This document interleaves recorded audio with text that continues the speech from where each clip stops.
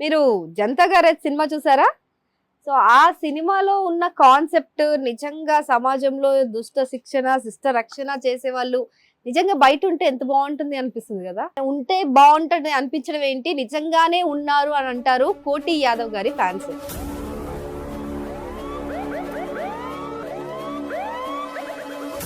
మీరు జైల్లో ఉన్నా కూడా ఫోన్లు మాట్లాడతారంటే ఎట్లా? డబ్బు ఉంటే అందరు చుట్టాలి, ఏదైనా న్యాయాన్ని అన్యాయంగా కొనేయచ్చు. పూనం కౌర్ గారిని అంత ఇబ్బంది పెట్టారంట. అంటే మీరే ఏదో సోషల్ మీడియాలో ఫేక్ అలిగేషన్స్ అన్ని చేసి ఆవిడ అసభ్యకరంగా పోస్టులు పెట్టారంట. ఆమెకి ఏమైనా సినిమాలు హీరోయిన్ పెద్ద తోపాయ ఉన్నా. ఇప్పుడు ఒకసారి చేస్తారా మరి లైవ్ లో? ఎవరికి? పూనంకి. నాకేం పని, నెంబర్ చెప్తా నువ్వే చేసుకో.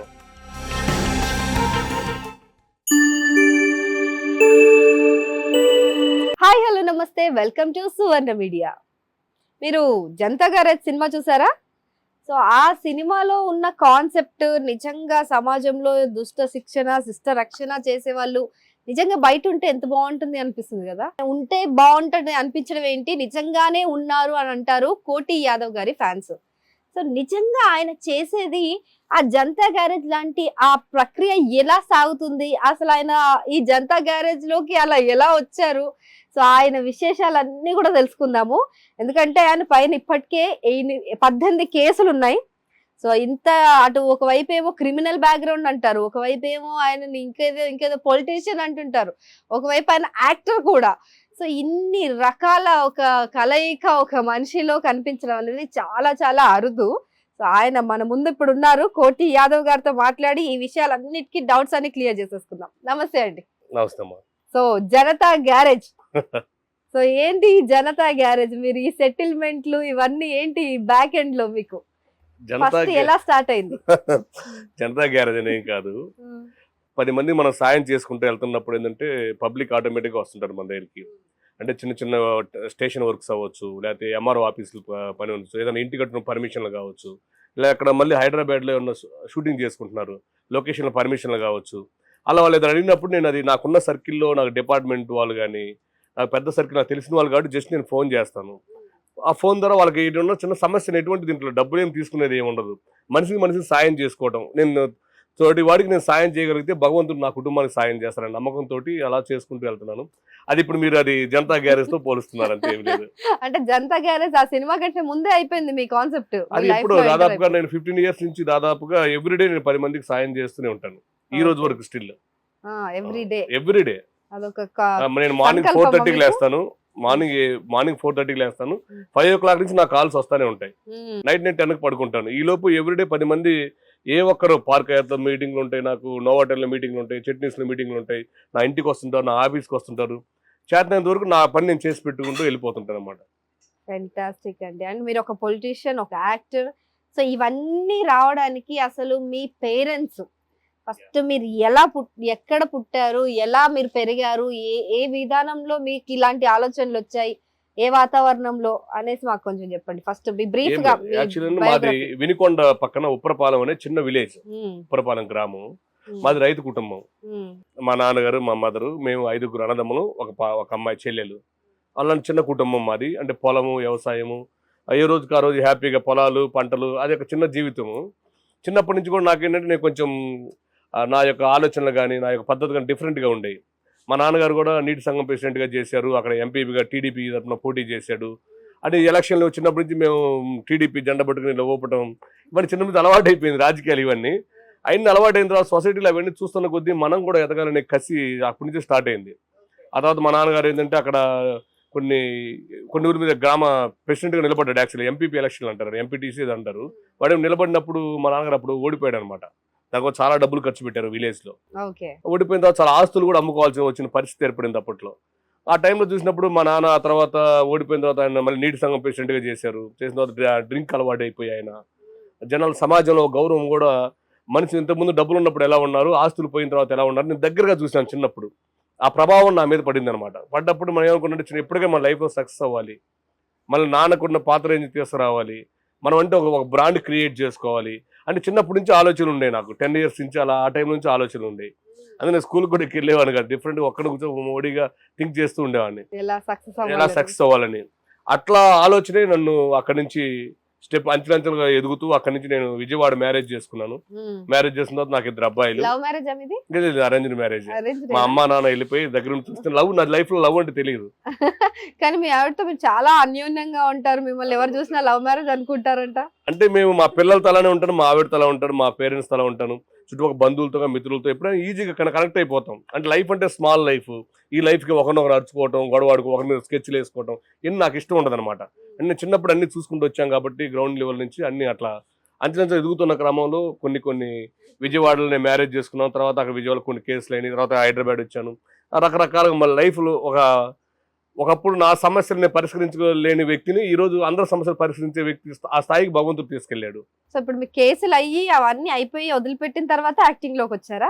కేసులు యాక్టింగ్ ఎలా వచ్చింది మధ్యలో? యాక్టింగ్ అంటే నాకు చిన్నప్పటి నుంచి మా గ్రామాల్లో డ్రామాలు వేస్తుండేవాళ్ళు. గ్రామాల్లో డ్రామా అంటే విలేజ్ లో హరిశ్చంద్ర నాటకాలు, వీరబ్రహ్మేంద్ర స్వామి నాటకాలు అంటే మా కళ్ళు ఎక్కువ ఉండే అనమాట. చిన్నప్పటి నుంచి మా నాన్న గారు, మా జేజేలు అందరూ వేసేవాళ్ళం డ్రామాలు. మన చిన్నపిల్లలు బచ్చేగాళ్ళం, చూస్తుండేవాళ్ళం. వాళ్ళకి రాగాలు పాడుతూ ఉండే, మనకు అర్థమయ్యేది కాదు. తర్వాత ఉండే కొంది ఏంటంటే మనం కూడా కొంచెం ఆ కళను మనకు కూడా వచ్చినట్టు అనిపించింది. యాక్చువల్లీ సినిమా ఇండస్ట్రీ వచ్చిన ఫ్రెండ్స్ అందరూ చాలా మంది ఫ్రెండ్స్ ఉన్నారు. ఎలా వచ్చారు ఇండస్ట్రీకి మీరు? ఇండస్ట్రీకి నేను రావడానికి నాకు కేఏ పాల్ గారు ఐడియా ఉంది కదా, పాల్ గారు త్రూ. మీరు ఆయన శిష్యులే కదా? పాల్ గారు మీ ఇద్దరు శిష్యులు అనగా ఇద్దరు ఒకటనొచ్చు. ఒకటేనా? ఇద్దరు మనుషులు ఇద్దరు ఉంటారు, ఒకటే శరీరం అనుకోవచ్చు. మెంటాలిటీ గానీ ఆయన సెట్ అంటే ఆయన పాలిటిక్స్ డిఫరెంట్ గా ఉంటాడు. ఆయన నేను నా సపరేట్ రూట్ వేరు, ఆయన రూట్ వేరు. అదే ఇద్దరు అండర్స్టాండింగ్, ఇద్దరు ఒకటే. అలా ఎలా అంటే ఇప్పుడు నార్మల్ గా పాల్ గారిని చూస్తే చాలా అమాయకంగా అనిపిస్తారు, అట్ ద సేమ్ టైం ఆయన ఇంటెలిజెంట్ ఆల్దో. అయినా కూడా ఆయనని ఇప్పుడు కొంతమంది సెటైరికల్ గా అలా కామెడీ చేసేస్తారు అనమాట. అండ్ మీరేమో సీరియల్స్ లోను విలన్ లా ఉంటారు, బయట చూస్తే హీరోలా ఉంటారు. సో ఇక్కడ కామెడీకి, ఇక్కడ హీరోయిజానికి, విలనిజానికి ఎలా సెట్ అయ్యారు? ఆయన కామెడీ కాదు అసలు. ఆయన పిచ్చోడు, ఆయన కామెడీ అనుకుంటే మనం కామెడియన్స్ అంతేనా? అబ్బో హీఈస్ వెరీ ఇంటెలిజెంట్. ఆయన ఈ రోజు నువ్వు కలిసావంటే 10 years తర్వాత ఏమో సంగీతగా బాగున్నావా, ఆ రోజు మన పలానా చోట కలిసా, నీ పేరు పెట్టి పిలుస్తాడు 10 years తర్వాత. ఆయన ప్రపంచం 198 దేశాలు నాలాంటి ఎంతో మంది చూసి వచ్చాడు ఆయన. వాళ్ళ కొత్త కాదు, ఈ పాలిటిక్స్ లోకి వస్తే కమెడియన్ చేస్తారు, రాజకీయాలకు అని రాజకీయాలు వద్దంటాం. ఆయన వినడు, అకోర్దు ఒక ప్యాషన్ ఉంటుంది. అట్లా నేను ఇంతకుముందు ఇవన్నీ సినిమాలో రాకముందు 2007లో పాల్ గారు నేను జీరోగా ఉన్నప్పుడు పాల్ గారు నాకు పరిచయం. అట్లా ఆయన స్కూల్స్ కానీ ఆయన ప్రాపర్టీస్ అన్ని నేను చూసుకుంటా ఉంటాను. ఆయన స్కూల్స్ కానీ ప్రాపర్టీస్, ఆస్తులు, కోర్టు విషయాలన్నీ చూసుకుంటా ఉంటాను. ఆయన ఎక్కడ కలిసారు మీరు? ఆయన నేను విజయవాడలో కలిసాను అప్పుడు 2007లో. నార్మల్ గా ఆయన పాస్ట్ లా ఉన్నప్పుడు మీరు నేను 2007లో విజయవాడలో కలిసాను. కలిసిన తర్వాత ఇక్కడ కొన్ని ప్రాబ్లమ్స్ ఉన్నాయి, ఆయనకే పెద్ద ప్రాబ్లమ్స్ ఉన్నాయి. ఆ ప్రాబ్లమ్స్ అన్ని 2007 నేనే క్లియర్ చేశాను అప్పటిచ్చే. అండ్ నార్మల్ గా నేను ఆ చంద్రబాబు నాయుడు గారిని ఎవరికైనా సరే నేను బ్లెస్సింగ్స్ ఇస్తే వాళ్ళు పెద్దవాళ్ళు అయ్యారని ఆయన చెప్పుకుంటారు, ఆయనకి మీరు హెల్ప్ చేశారు. హెల్ప్ చేసేది వేరు, ఆయన బ్లెస్సింగ్ నాకు ఉంటాయి కదా. చంద్రబాబు నాయుడుకి ఇచ్చిన, మోడీకి ఇచ్చిన వ్యక్తి, నాకు కూడా బ్లెస్సింగ్స్ ఉంటాయి. కాకపోతే ఏంటంటే మనిషికి సాయం ఉంటాయి. అన్ని పనులు ఆయన చేయలేడు. గ్రౌండ్ లెవెల్లో కొన్ని పనులు ఉంటాయి. ఇప్పుడు మీరు చేసే యాంకరింగ్ నేను చేయలేను, ఎవరు చేసే పనులు ఉంటాయి. ఇప్పుడు కెమెరామెన్ గా చేసే పని నేను చేయలేను, నేను చేసే మీరు చేయలేకపోవచ్చు. ఏ మనిషికి ఆ మనిషికి కొన్ని ఉంటాయి అన్నమాట. అట్లా చారిటీలో, సిటీలో సదాశివపేట కొన్ని ప్రాబ్లమ్స్ ఉంటే ఆ ప్రాబ్లమ్స్ నేను క్లియర్ చేశాను. అట్లా మా బాండింగ్ ఏర్పడింది. ప్రాబ్లమ్స్ అంటే ఏంటి? కేఏ పాల్ గురించి కొంచెం ఇంట్రెస్టింగ్ గా తెలుసుకోవాలనిపిస్తుంది. ఆయనకి ఏం ప్రాబ్లమ్స్ ఉంటాయి? ఆయన దేవదూత అని అంటుంటారు, ఆయన అసలు ఆస్తులు గట్రా ఆయనకైతే లేవంటుంటారు.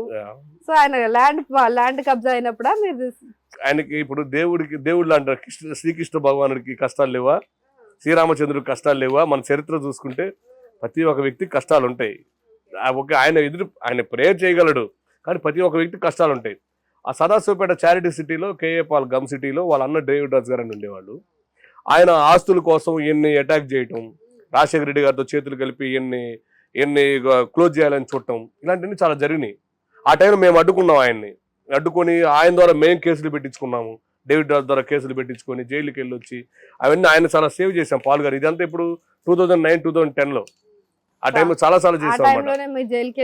అటు జైలుకి అనేది ఇప్పుడు మా ఫ్రెండ్ ఎవరన్నా ఇబ్బంది 2 కొడతాం ఇల్లు వస్తాం. అప్పట్లో తెలిసేది కాదు జీవితం అంటే ఏముందిలే అనిపించేది. కానీ తర్వాత రియలైజ్ అయిన తర్వాత అది అందరికి ఎటువంటి వ్యక్తికి కూడా జైలుకి వెళ్ళకూడదు అని నేను చెప్తుంటాను. ఇప్పుడు నేను కౌన్సిలింగ్ చేస్తుంటాను అందరికి. అప్పుడు నాకు అనిపించేది కాదు. అట్లా పాల్ గారు పరిచయం 2007 నుంచి స్టార్ట్ అయింది. ఓకే, సో పాల్ గారికి సినిమాకి ఏంటి సంబంధం? అది కూడా 2007 నుంచి మన పాల్ గారితో పరిచయం ఉన్నప్పుడు అందరూ బ్లెస్సింగ్ కోసం ఆయన దగ్గరికి వస్తారు. డైరెక్టర్స్ అందరూ చాలా మంది వస్తారు. అట్లా నేను హైదరాబాద్లో అడుగు పెట్టినప్పుడు ఏంటంటే పాల్గారితో ఉన్నప్పుడు చాలా మంది కలుస్తారు. అన్న మాకు ఈ ప్రాబ్లం ఉంది, ఆ ప్రాబ్లం ఉందని వచ్చినప్పుడు ఈ సినిమా వాళ్ళు కూడా ప్రాబ్లం ఉందని వచ్చారు.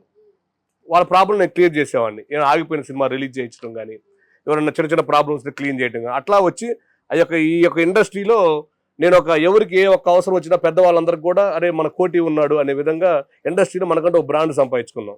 ఎగ్జాంపుల్ మీకు చెప్పాలంటే మ్యూజిక్ డైరెక్టర్ చక్రి గారు చనిపోయారు.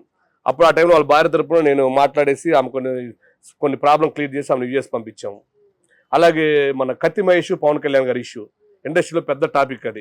అది ఎవరు చేయలేము, 4 నెలలు ఎవరు చేయలేని పని నేను కత్తి మహేష్ని కూర్చోబెట్టి మాట్లాడి నా స్టైల్లో నేను చెప్పి అతన్ని అంటే బోధించడం ఏం లేదు, భగవద్గీత బోధించడం అట్లా నా స్టైల్లో నేను చెప్పి అతన్ని మరుసటి రోజు టీవీ నేను కూర్చోబెట్టి కండ శాలువా వేసి ఇప్పటి నుంచి పవన్ గారు లేని దూరం వెళ్ళను చెప్పి కాంప్రమైజ్ చేశాను. అందరికి కాంప్రమైజ్ చేశాను. పవన్ కళ్యాణ్ గారి ఫ్యాన్ కదా. పవన్ కళ్యాణ్ గారికి నేను మెగా ఫ్యామిలీ ఫస్ట్ నుంచి వీరాభిమాన్ని. నందమూరి ఎన్టీఆర్ గారికి, బాలకృష్ణ తర్వాత నేను ఎక్కువ ప్రేమించే వ్యక్తి చిరంజీవి గారు, పవన్ కళ్యాణ్ గారు. అట్లా వాళ్ళ అభిమాని కాబట్టి నేను కొన్ని అలా చేశాను అనమాట. అట్లా ఇండస్ట్రీలో ప్రతి ఒక్కరికి కూడా ఏ ఒక్క సమస్య వచ్చినా సరే నాకు ఫోన్ చేస్తారు. ఇప్పటికి ఈ రోజుకి పెద్ద పేర్లు చెప్పకూడదు కానీ పెద్ద డైరెక్టర్లు, పెద్ద హీరోలు, పెద్ద తోపులు, రౌడీ షీటర్స్ అన్న పెద్ద తోపులు కూడా నాకు టచ్లో ఉంటారు.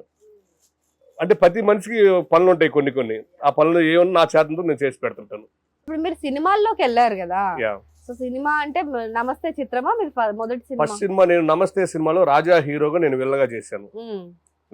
ఫుల్ లెంత్ రోల్ అది 2013లో అది. ఆ తర్వాత మళ్ళీ పవన్ కళ్యాణ్ కాటం రాయుడు చేశాను, దండుపాలెం చేశాను, దండుపాలెం 2, 3 చేశాను. ఈ డైరెక్టర్లు అందరూ బాగా ఫ్రెండ్స్ నాకు. సో ఇవన్నీ చేస్తున్నారు, మంచి రోల్స్ కూడా బాగానే యాక్ట్ చేస్తారు చాలా బాగా. సో అదే ఎందుకు కంటిన్యూ చేయలేదు? అంటే మళ్ళీ మధ్యలో ఇవన్నీ లిటిగేషన్స్ సెట్ అవ్వవు, కంటిన్యూ చేయలేను నేను. నాకు యాక్టింగ్ ప్యాషన్. ఇప్పుడు నాకు సీరియల్స్ ఉన్నాయి, నేను జీ తెలుగులో అందరు ఫ్రెండ్స్, అందరు డైరెక్టర్లు ఫ్రెండ్స్ ఉన్నారు, బ్రదర్స్ ఉన్నారు. సరదాగా నేను ఫుల్ లెంత్ రోల్ చేయను. నేను క్యారెక్టర్ ఇచ్చినప్పుడు చెప్తాను, నేను బాబు వీక్లీ 7 రోజులు షూటింగ్ అంటే నాకు వద్దు, లేదా నెలకు 15 రోజులు షూటింగ్, 30 రోజులు షూటింగ్ నాకు వద్దు. నెల మీద 1-2 రోజులు షూటింగ్ ఉన్నాయి నాకు కావాలి. అది ఇంపార్టెంట్ రూల్ అయి ఉండాలి. అది వచ్చినప్పుడు చెప్పు 2 years లేట్ అయినా పర్లేదు. ఇప్పుడు నేను యాక్ట్ చేయాలనుకుంటే 30 రోజులు యాక్ట్ చేయగలను నేను, నాకు అంత సర్కిల్ ఉంది. కానీ అంతసేపు నేను చేయలేను. నాకు అదేంటంటే నాకు బిజినెస్లు ఉంటాయి ఒక పక్క, ఇలాంటి ఇప్పుడు జనతా గ్యారేజ్ లాంటి పంచాయతీలు ఉంటాయి, ఇవన్నీ రియల్ ఎస్టేట్ ఉంటుంది. ఇవన్నీ నేను అన్నిటికీ మళ్ళీ ఫ్యామిలీ టైం కేటాయించాలి. ఇవన్నీ నేను న్యాయం చేయగలగాలంటే అన్ని సమపాలుగా ఉంటేనే బెటర్ అని చెప్పి నేను కొంచెం సీరియల్ కూడా ఇప్పుడు అమ్మాయి గారు చేస్తున్నాను. నెల మీద 4 రోజులు 3 రోజులు షూటింగ్ ఉంటుంది. రాధమ్మ కూతురు నెల మీద 3 రోజులు 2 రోజులు ఉంటుంది. రాధకు నీవేర ప్రాణం 2 రోజులు 3 రోజులు ఉంటుంది. మళ్ళీ కొత్త సీరియల్ వస్తే మా టీవీ, జెమినీ, జీతులు వస్తే నేను వదిలేసుకున్నా, బాబు నేను చేయలేను, నన్ను వదిలిపెట్టమని చెప్పి. సో రాధమ్మ కూతుర్లో అయితే అసలు మీరు అసలు చాలా ఫుల్ లెంత్ రోల్ చేశారు, ఇయర్స్ నడిచింది అది. అవును. అండ్ ఆ జీలో మీకు చాలా మంచి పేరు వచ్చింది. అది పోలీస్ విలన్ క్యారెక్టర్. అంత హ్యాపీగా చూస్తున్న టైంలో ఇటు పోలీసు వాడు ఎంటర్ అవుతాడు. వస్తే ఈయన చూడగానే ఆడియన్స్ అంతా కోపం వచ్చేస్తామాట, ఈడు వచ్చాడు ఈడు ఏం చేస్తాడని కొరికేసుకుంటే. ఇప్పుడు నేను అక్కడ కనపడ్డా కూడా నన్ను తిడుతుంటారు కొంతమంది, అయ్యా నువ్వు అక్షర ఏం చేసింది ఆమె క్యారెక్టర్ లో ఉంటారు. కొంతమంది చాలా బాగా చేస్తారు సార్ యాక్టింగ్ అని చెప్పి పొగుడతారు. అట్లా అంత బాగా రిజిస్టర్ అయింది రాధమ్మ కూతురు. సో అది మీకు సెట్ అయిపోయింది అనమాట ఆ పోలీస్ క్యారెక్టర్. అండ్ బయట కూడా మీరు అట్లా ఆ యాటిట్యూడ్ ఉంటుంది. కరెక్ట్. అది నాకు అలా నెగిటివ్ రోల్ చేయడం ఇష్టం అనమాట. యాక్చువల్లీ విలన్ లాగా చేయడం ఇష్టం. అలాంటి క్యారెక్టర్ నేను ఎక్కువ ఇష్టపడతాను. ఇప్పుడు మరి ఫ్యామిలీతో మిమ్మల్ని అవసరం కోసం వచ్చి మీ దగ్గర శరణు కోరిన వారికి ఎవరికైనా సరే మీరు సూపర్ హీరో, మంచి సాఫ్ట్ గా కనిపిస్తారు, ఇట్లా నవ్వుతూ ఉంటారు. అదే మీరు ఇప్పుడు ఎవరైతే సెట్ చేయాలనుకుంటున్నారు, ఫర్ ఎగ్జాంపుల్ మీరు ఇందాక కత్తి మహేష్ గారు అని అన్నారు, సో ఆ ట్రీట్మెంట్ ఎలా ఉంటది? అసలు ట్రీట్మెంట్ ఏముండదు, ట్రీట్మెంట్ డిఫరెంట్ గా ఉంటది. అది పక్కా ఉంటుంది. అది ఎటువంటి వాడైనా సరే లైన్ లో తీసుకొచ్చేస్తాం. అది ఎలా అంటే మీకు ఏమైనా గ్యాంగ్ అది ఉందా? పోలీస్తాం అంతే. అలా గ్యాంగ్ లేని ఒకప్పుడు కేసు లేని, ఇప్పుడు గ్యాంగ్ ఏం లేవు. నా కారుకు నేనే డ్రైవర్. ఇప్పుడు ఇంతకుముందు నాకు 3 స్కార్పియోలు ఉండేవి, నాతో పాటు ఎప్పుడు 20 మంది కుర్రోళ్ళు ఉండేవాళ్ళు. గత 2012 బిఫోర్ నేను ఎక్కడికి వెళ్తున్నా సరే 20 మంది కుర్రోళ్ళు, డైలీ వాళ్ళకి ఒక 20,000 25,000 ఖర్చు ఉండేది, తాగుడు తిండి వ్యవహారం అంతా. అప్పుడు ఆ టైంలో ఏంటంటే దందాలు సెటిల్మెంట్ చేసాము, కేసులు అయినాయి, ఏమైతే కేసులు పులిహోర అనుకునేవాళ్ళం. కానీ ఉండే కొంచెం ఫ్యూచర్ లో ఏంటంటే ఒక రౌడీ గానీ ఒక సెటిల్మెంట్లు ఆ బ్రాండ్ పడదనుకో, మన లైఫ్ లో ఏంటంటే ఒక ఆల్రెడీ పడిపోయింది 3 కేసులు అయితే రౌడీ షీట్. అది షీట్ అయ్యింది ఏం కాదు. ఇప్పుడు నా ఫ్రెండ్స్ ఇప్పుడు భానుకిరణ్ ఉన్నాడు, ముద్దులు సార్. భానుకిరణ్ ఇప్పుడు ఇంకా జైల్లో ఉన్నాడు, ఈజ్ మై ఫ్రెండ్. మొద్దు సీను చనిపోయాడు, ఈజ్ మై ఫ్రెండ్. నా ఫ్రెండ్స్ అనే ఎన్కౌంటర్ లో ఒక 7-8 మంది చనిపోయారు. నేను అలాంటి లైఫ్ ను మళ్ళీ రీ లైఫ్ అంటే ఆ యొక్క ట్రాక్ తప్పిపోయి లీగల్గా చేసుకుంటాను. ఇప్పుడు ఏదన్నా సరే, ఇప్పుడు ఏదైనా ఎవరైనా సమస్య ఉన్నారనుకోండి, నేను వెళ్ళిపోయి వాళ్ళని కొట్టడం తిట్టడం అని చేయను. ఆ ఏరియా డీసీపీకి, ఆ ఏరియా డిఎస్పీకి, ఆ ఏరియా సిఐకి ఫోన్ చేసి ఆ ప్రాబ్లం సాల్వ్ చేస్తున్నాం. నేను చేస్తే ఫోన్ చేసి బెదిరిస్తే అది ఇన్లీగల్, అది వాళ్ళ చేత చెప్పిస్తే లీగల్. లీగల్ గా చేస్తున్నా. బిజినెస్ మ్యాన్ సినిమా చూసావా, సూర్యాబాయ్ అంటే సేమ్ ఆ క్యాడర్ లో. సో ఇప్పుడు అలా మోల్డ్ చేసుకున్నారు లైఫ్ అంతా అంతే. ఇప్పుడు రిస్క్ పెట్టుకోను. సో ముందు మాత్రం రిస్క్ చేశారు. ముందు అంటే తెలియక చేసుకుంటాం, తెలియక చేస్తాం, తెలియక తొందరపడతాం, చేస్తాయి పార ఏమైందని వెళ్తాం. ఇందులో దేవుందో తీసుకెళ్ళిపోతారు. కానీ ఎంత తెగింపు ఉన్నా మీలో, నిజంగా మీ లోపల మీకు ఎంత ధైర్యం ఉన్నా సరే, ఒక సపోర్ట్ అనేది లేకపోతే అంత రిస్క్ చేసి అంత అగ్రెసివ్ గా వెళ్ళిపోరు ఎవరు. సో మీరు ఏ ధైర్యం చూసుకొని మీరు అట్లా కొట్టేసేవారు అందరినీ, లేకపోతే అన్ని కేసులు అయినా సరే చలో ఏమైతే అదైంది అనుకోని, ఏ ధైర్యం? అంటే మీకు బ్యాక్ ఎండ్ లో ఎవరు ఉండేవాళ్ళు? ఎవరు ఉండరు, భగవంతుడు ఉంటాడు. సీరియస్లీ 100%. భగవంతుడు ఎప్పుడు నాతో, ఇప్పుడు నీతో మాట్లాడుతున్నా, మనకి చుట్టూ 360 దూరంలో ఆయన ఉంటాడు. నేను బలంగా నమ్ముతాను. ఆయన ఎప్పుడు నాతో ఉంటాడు. ఎందుకంటే నేను ధర్మానికే సపోర్ట్ చేస్తా. అబద్ధానికి, అధర్మానికి, డబ్బు నోడని వాడికి సపోర్ట్ చేయడం అలాంటి ఉండదు. నా హిస్టరీలో ఉండదు. ఎందుకంటే ఇప్పుడు నేను మాట్లాడే మాట, నేను చేసే పని మీకు ఎవరు చూడకపోవచ్చు, కానీ భగవంతుడు అక్కడ చూస్తూనే ఉంటాడు. మాకు ఇక్కడ సీసీ కెమెరాస్ ఉన్నాయి షాప్లో. ఎవరు ఏం చేస్తారో మొత్తం మనం టీవీలో చూసుకుంటాం. కానీ ఈ కెమెరాకి కరెంట్ కావాలి, ఇన్వర్టర్ కావాలి, కరెంట్ లేకపోతే ఏం పని చేయదు. మళ్ళీ హార్డ్ డిస్క్ కావాలి. అన్లిమిటెడ్ కెమెరా పైనుంచి భగవంతుడు చూస్తుంటాడు. ఆయన నుంచి ఎవరు తప్పించుకోలేడు. నేను మంచి అయితే నేను ఇంకా 10 జన్మలకి సరిపోయే పుణ్యాన్ని ఇస్తాడు. అది చెడు అనుకో, అది నాశనానికి అనమాట. అందుకనే భగవంతుడు ఎప్పుడు భగవంతుడి దృష్టిలో ఆయన నచ్చే విధంగా, ఆయన మెచ్చే విధంగా బతకాలని లైఫ్ స్టైల్ మార్చుకున్నాను. అలా మార్చుకోబట్టే ఇవాళ మళ్ళీ ఆ యొక్క రౌడీ, ఆ కేసులు అన్ని, ఆ స్టేటస్ తీసేసి ఒక ఉన్నతమైన స్థాయిలో ఇప్పుడు ఉన్నాను. ఫస్ట్ అయితే మీరు డబ్బులు సంపాదించుకున్నారు అవన్నీ చేసి కూడా. డబ్బులు సంపాదించుకున్నా, అవన్నీ చేసి డబ్బులు సంపాదించలేదు. అవన్నీ ఏంటంటే జస్ట్ 1 లక్ష 2 లక్షలు వస్తాయి రావడానికి. అవి మళ్ళీ ఆ కోర్టుకి, లాయర్లు, కేసులకు వెళ్ళిపోతాయి. అవి నిలబడదు. పాపం సొమ్ము నిలబడదు చెప్పు కూడా. మనకు తెలివిగా. మీరు ఇప్పుడు సంపాదించిన ఈ కోట్లు ఎలా నిలబడ్డాయి? నేను రియల్ ఎస్టేట్ చేస్తాను. ఇప్పుడు నా పని ఏంటి? ల్యాండ్ కబ్జాలో, వేరే వాడు ల్యాండ్ కబ్జాలో ఉన్నాడు, మీరు బాధితులు వచ్చారు, వాడి దగ్గరికి వీళ్ళు, వీడి దగ్గరికి వాడు వెళ్ళలేరు. ఇద్దరిని తీసుకొస్తాను, కూర్చోబెడతాను. ఏంటి నీ ప్రాబ్లం, ఇద్దరిని కూర్చోబెట్టి మాట్లాడేసి ఒక అమౌంట్ రౌండ్ ఫేర్ పెట్టి, నా ఆధ్వర్యంలో మొత్తం అంతా నాకు అడ్వకేట్ టీం ఉంటారు, జడ్జి టీం ఉంటారు, డిపార్ట్మెంట్ టీం, అన్ని టీములు ఉంటారు. లీగల్గానే చేసేస్తాను. వాడికి రూపాయి ఇచ్చిందనుకో, నాకు చెరిపోవాలో వాళ్ళే ఇస్తారు. అట్లా చేస్తాను. లీగల్గానే చేస్తాను తప్ప బెదిరించడాలు అవన్నీ ఉండవు. అలా చేసే పంచాయతీలు ఎక్కువ నాకు. సో అట్లా మొత్తానికి ఆ క్యారెక్టర్, ఆ అగ్రెసివ్ నేచర్ లైఫ్ లో కూడా ఇలా మీ మలుపు తిప్పడానికి ఇప్పుడు లేదు. ఒకప్పుడు కొట్టి మాట్లాడేవాడిని. ఒకప్పుడు ఎదురు కొట్టి అసలు మాట్లాడను నేను. ఇట్లా కళ్ళతో చూస్తేనే మా ఫ్యామిలీ మెంబర్స్ కావచ్చు, మా బంధువులు కావచ్చు, నా ఫ్రెండ్స్ కావచ్చు, ఇట్లా చూస్తేనే అలా ఆగిపోయేవాళ్ళు. ఇప్పుడే అందరూ కలిసిపోతారు, హ్యాపీగా నవ్వుతా మాట్లాడు. ఈ నవ్వు అనేది అప్పట్లో లేదు. అప్పుడు సీరియస్ ఉండేది. నేను రియలైజ్ అయిన తర్వాత లైఫ్ చిన్న లైఫ్, ఎందుకు ఈ లైఫ్కి ఎన్ని అవసరం రియలైజ్ అయిన తర్వాత హ్యాపీగా, ప్రశాంతంగా, పీస్ఫుల్గా తోటి మనిషిని ప్రేమించుకుంటూ ఉన్ననాళ్ళు హ్యాపీగా ఉంటూ ఒకరు సాయం చేసుకుంటూ వెళ్ళిపోదామని ఇట్లా ఉంటున్నాం ప్రజెంట్. సో ఇప్పుడు మీ ఉంగరాల విషయానికి వస్తే అప్పటి నుంచి డిస్టర్బ్ చేస్తున్నాయి. ఏంటి అన్ని రకాల దేవుళ్ళు ఉన్నట్టున్నారు ఉంగరాల్లో? ఇప్పుడు ఎగ్జాంపుల్ వెంకటేశ్వర స్వామి మా కులదైవమేనా అంటే మా యొక్క పేర్లు మా తాతల తరాల నుంచి వెంకట అనే పేరు మాకు ఉండాలి. ఇప్పుడు నాకుంది వెంకట కోటేశ్వరరావు అని పెట్టారు, మా అన్న పేరు శ్రీనివాసరావు అని పెట్టారు, మా నాన్న పేరు వెంకటేశ్వర్లు అని పెట్టారు. వెంకట అనేది లేకుండా మా పేర్లు ఉండవు. మా పెళ్ళిళ్ళు కూడా అక్కడ తిరుపతిలో జరగాలి. అయితే నేను జైళ్ళలో ఉన్నప్పుడు నేను ఖాళీగా కూర్చోకుండా జైళ్ళలో ఉన్నా 2 నెలలు 3 నెలలు అట్లా ఉన్నా కదా, చాలాసార్లు ఉన్నా కదా. ఉన్నప్పుడు నేను భగవద్గీత, బైబుల్, ఖురాన్ చదువుకునేవాడిని. 3 ఖురాన్ చదివాను, భగవద్గీత 3 చెప్తాను నేను. వాళ్ళు పాస్టర్లు చేస్తారని వాళ్ళు తెలియని విషయాలు కూడా నేను చెప్తాను. ప్రవక్తలకి అన్ని భౌతిక అన్ని చదివాను నేను. అవి చదవబట్టి రియలైజ్ అవ్వగలిగాను, నా కోపాన్ని నియంత్రించుకోగలిగాను. అవి చదివించడానికే భగవంతుడు జైలుకి తీసుకెళ్లాడేమో అనుకుంటాను ఒకసారి. అంటే బయట పేరు కూడా తిరగలేము కదా. అట్లా ఉన్న టైంలో నాకు ఈ యొక్క క్రాస్ జీసస్ ఏంటంటే ఈజ్ మై టీచర్, గురువు. ఎవరు నమ్మరు చెప్తే క్రాస్ ఉందంటే, నా మెడలో క్రాస్ వెంకటేశ్వర స్వామి అన్ని క్రాస్. అంటే నా దృష్టిలో ఏంటంటే నేనేం నమ్ముతానంటే సూర్యుడు ఒక్కడే, చంద్రుడు ఒక్కడే, ఆకాశం ఒకటే, భూమి ఒకటే, ఇవన్నీ ఒకటే, భగవంతుడు కూడా ఒక్కడే. మనం చూసే విధానాన్ని బట్టి భగవంతుడు మనకు కనబడతాడు. అది నువ్వు అయ్యప్పలో చూస్తావా, జీసస్లో చూస్తావా, వెంకటేశ్వరాన్ని చూస్తావా, అల్లాని చూస్తావా, నువ్వు చూసే విధానాన్ని బట్టే కనబడుతుంది. కానీ పైన చూసే భగవంతుడు ఏమంటాడంటే నువ్వు ఎవరినైనా ప్రేమించు, 10 మందికి మనం బట్టలు ఇవ్వటం, లేదా 10 మందికి లేనివాడికి అన్నం పెట్టడం, 10 మందికి మనం సాయం చేయగలిగితే ఈ యూనివర్స్లో మనం చేసే మంచి రికార్డ్ అవుద్ది. అది ముస్లిం చేసిన రికార్డ్ అయ్యింది, క్రిస్టియన్ చేసిన రికార్డ్ అయ్యింది, హిందువులు చేసిన రికార్డ్ అయ్యింది. ఆ యొక్క మంచి పనే మన స్థాయికి తీసుకెళ్తుంది. నేను నమ్మేది అది. ఈ యొక్క యూనివర్సల్ మొత్తాన్ని ఒకటే దేవుడు అంటాను. అది జీసస్ అవ్వచ్చు, అలా అన్ని అందరూ దేవుళ్ళే. రైట్.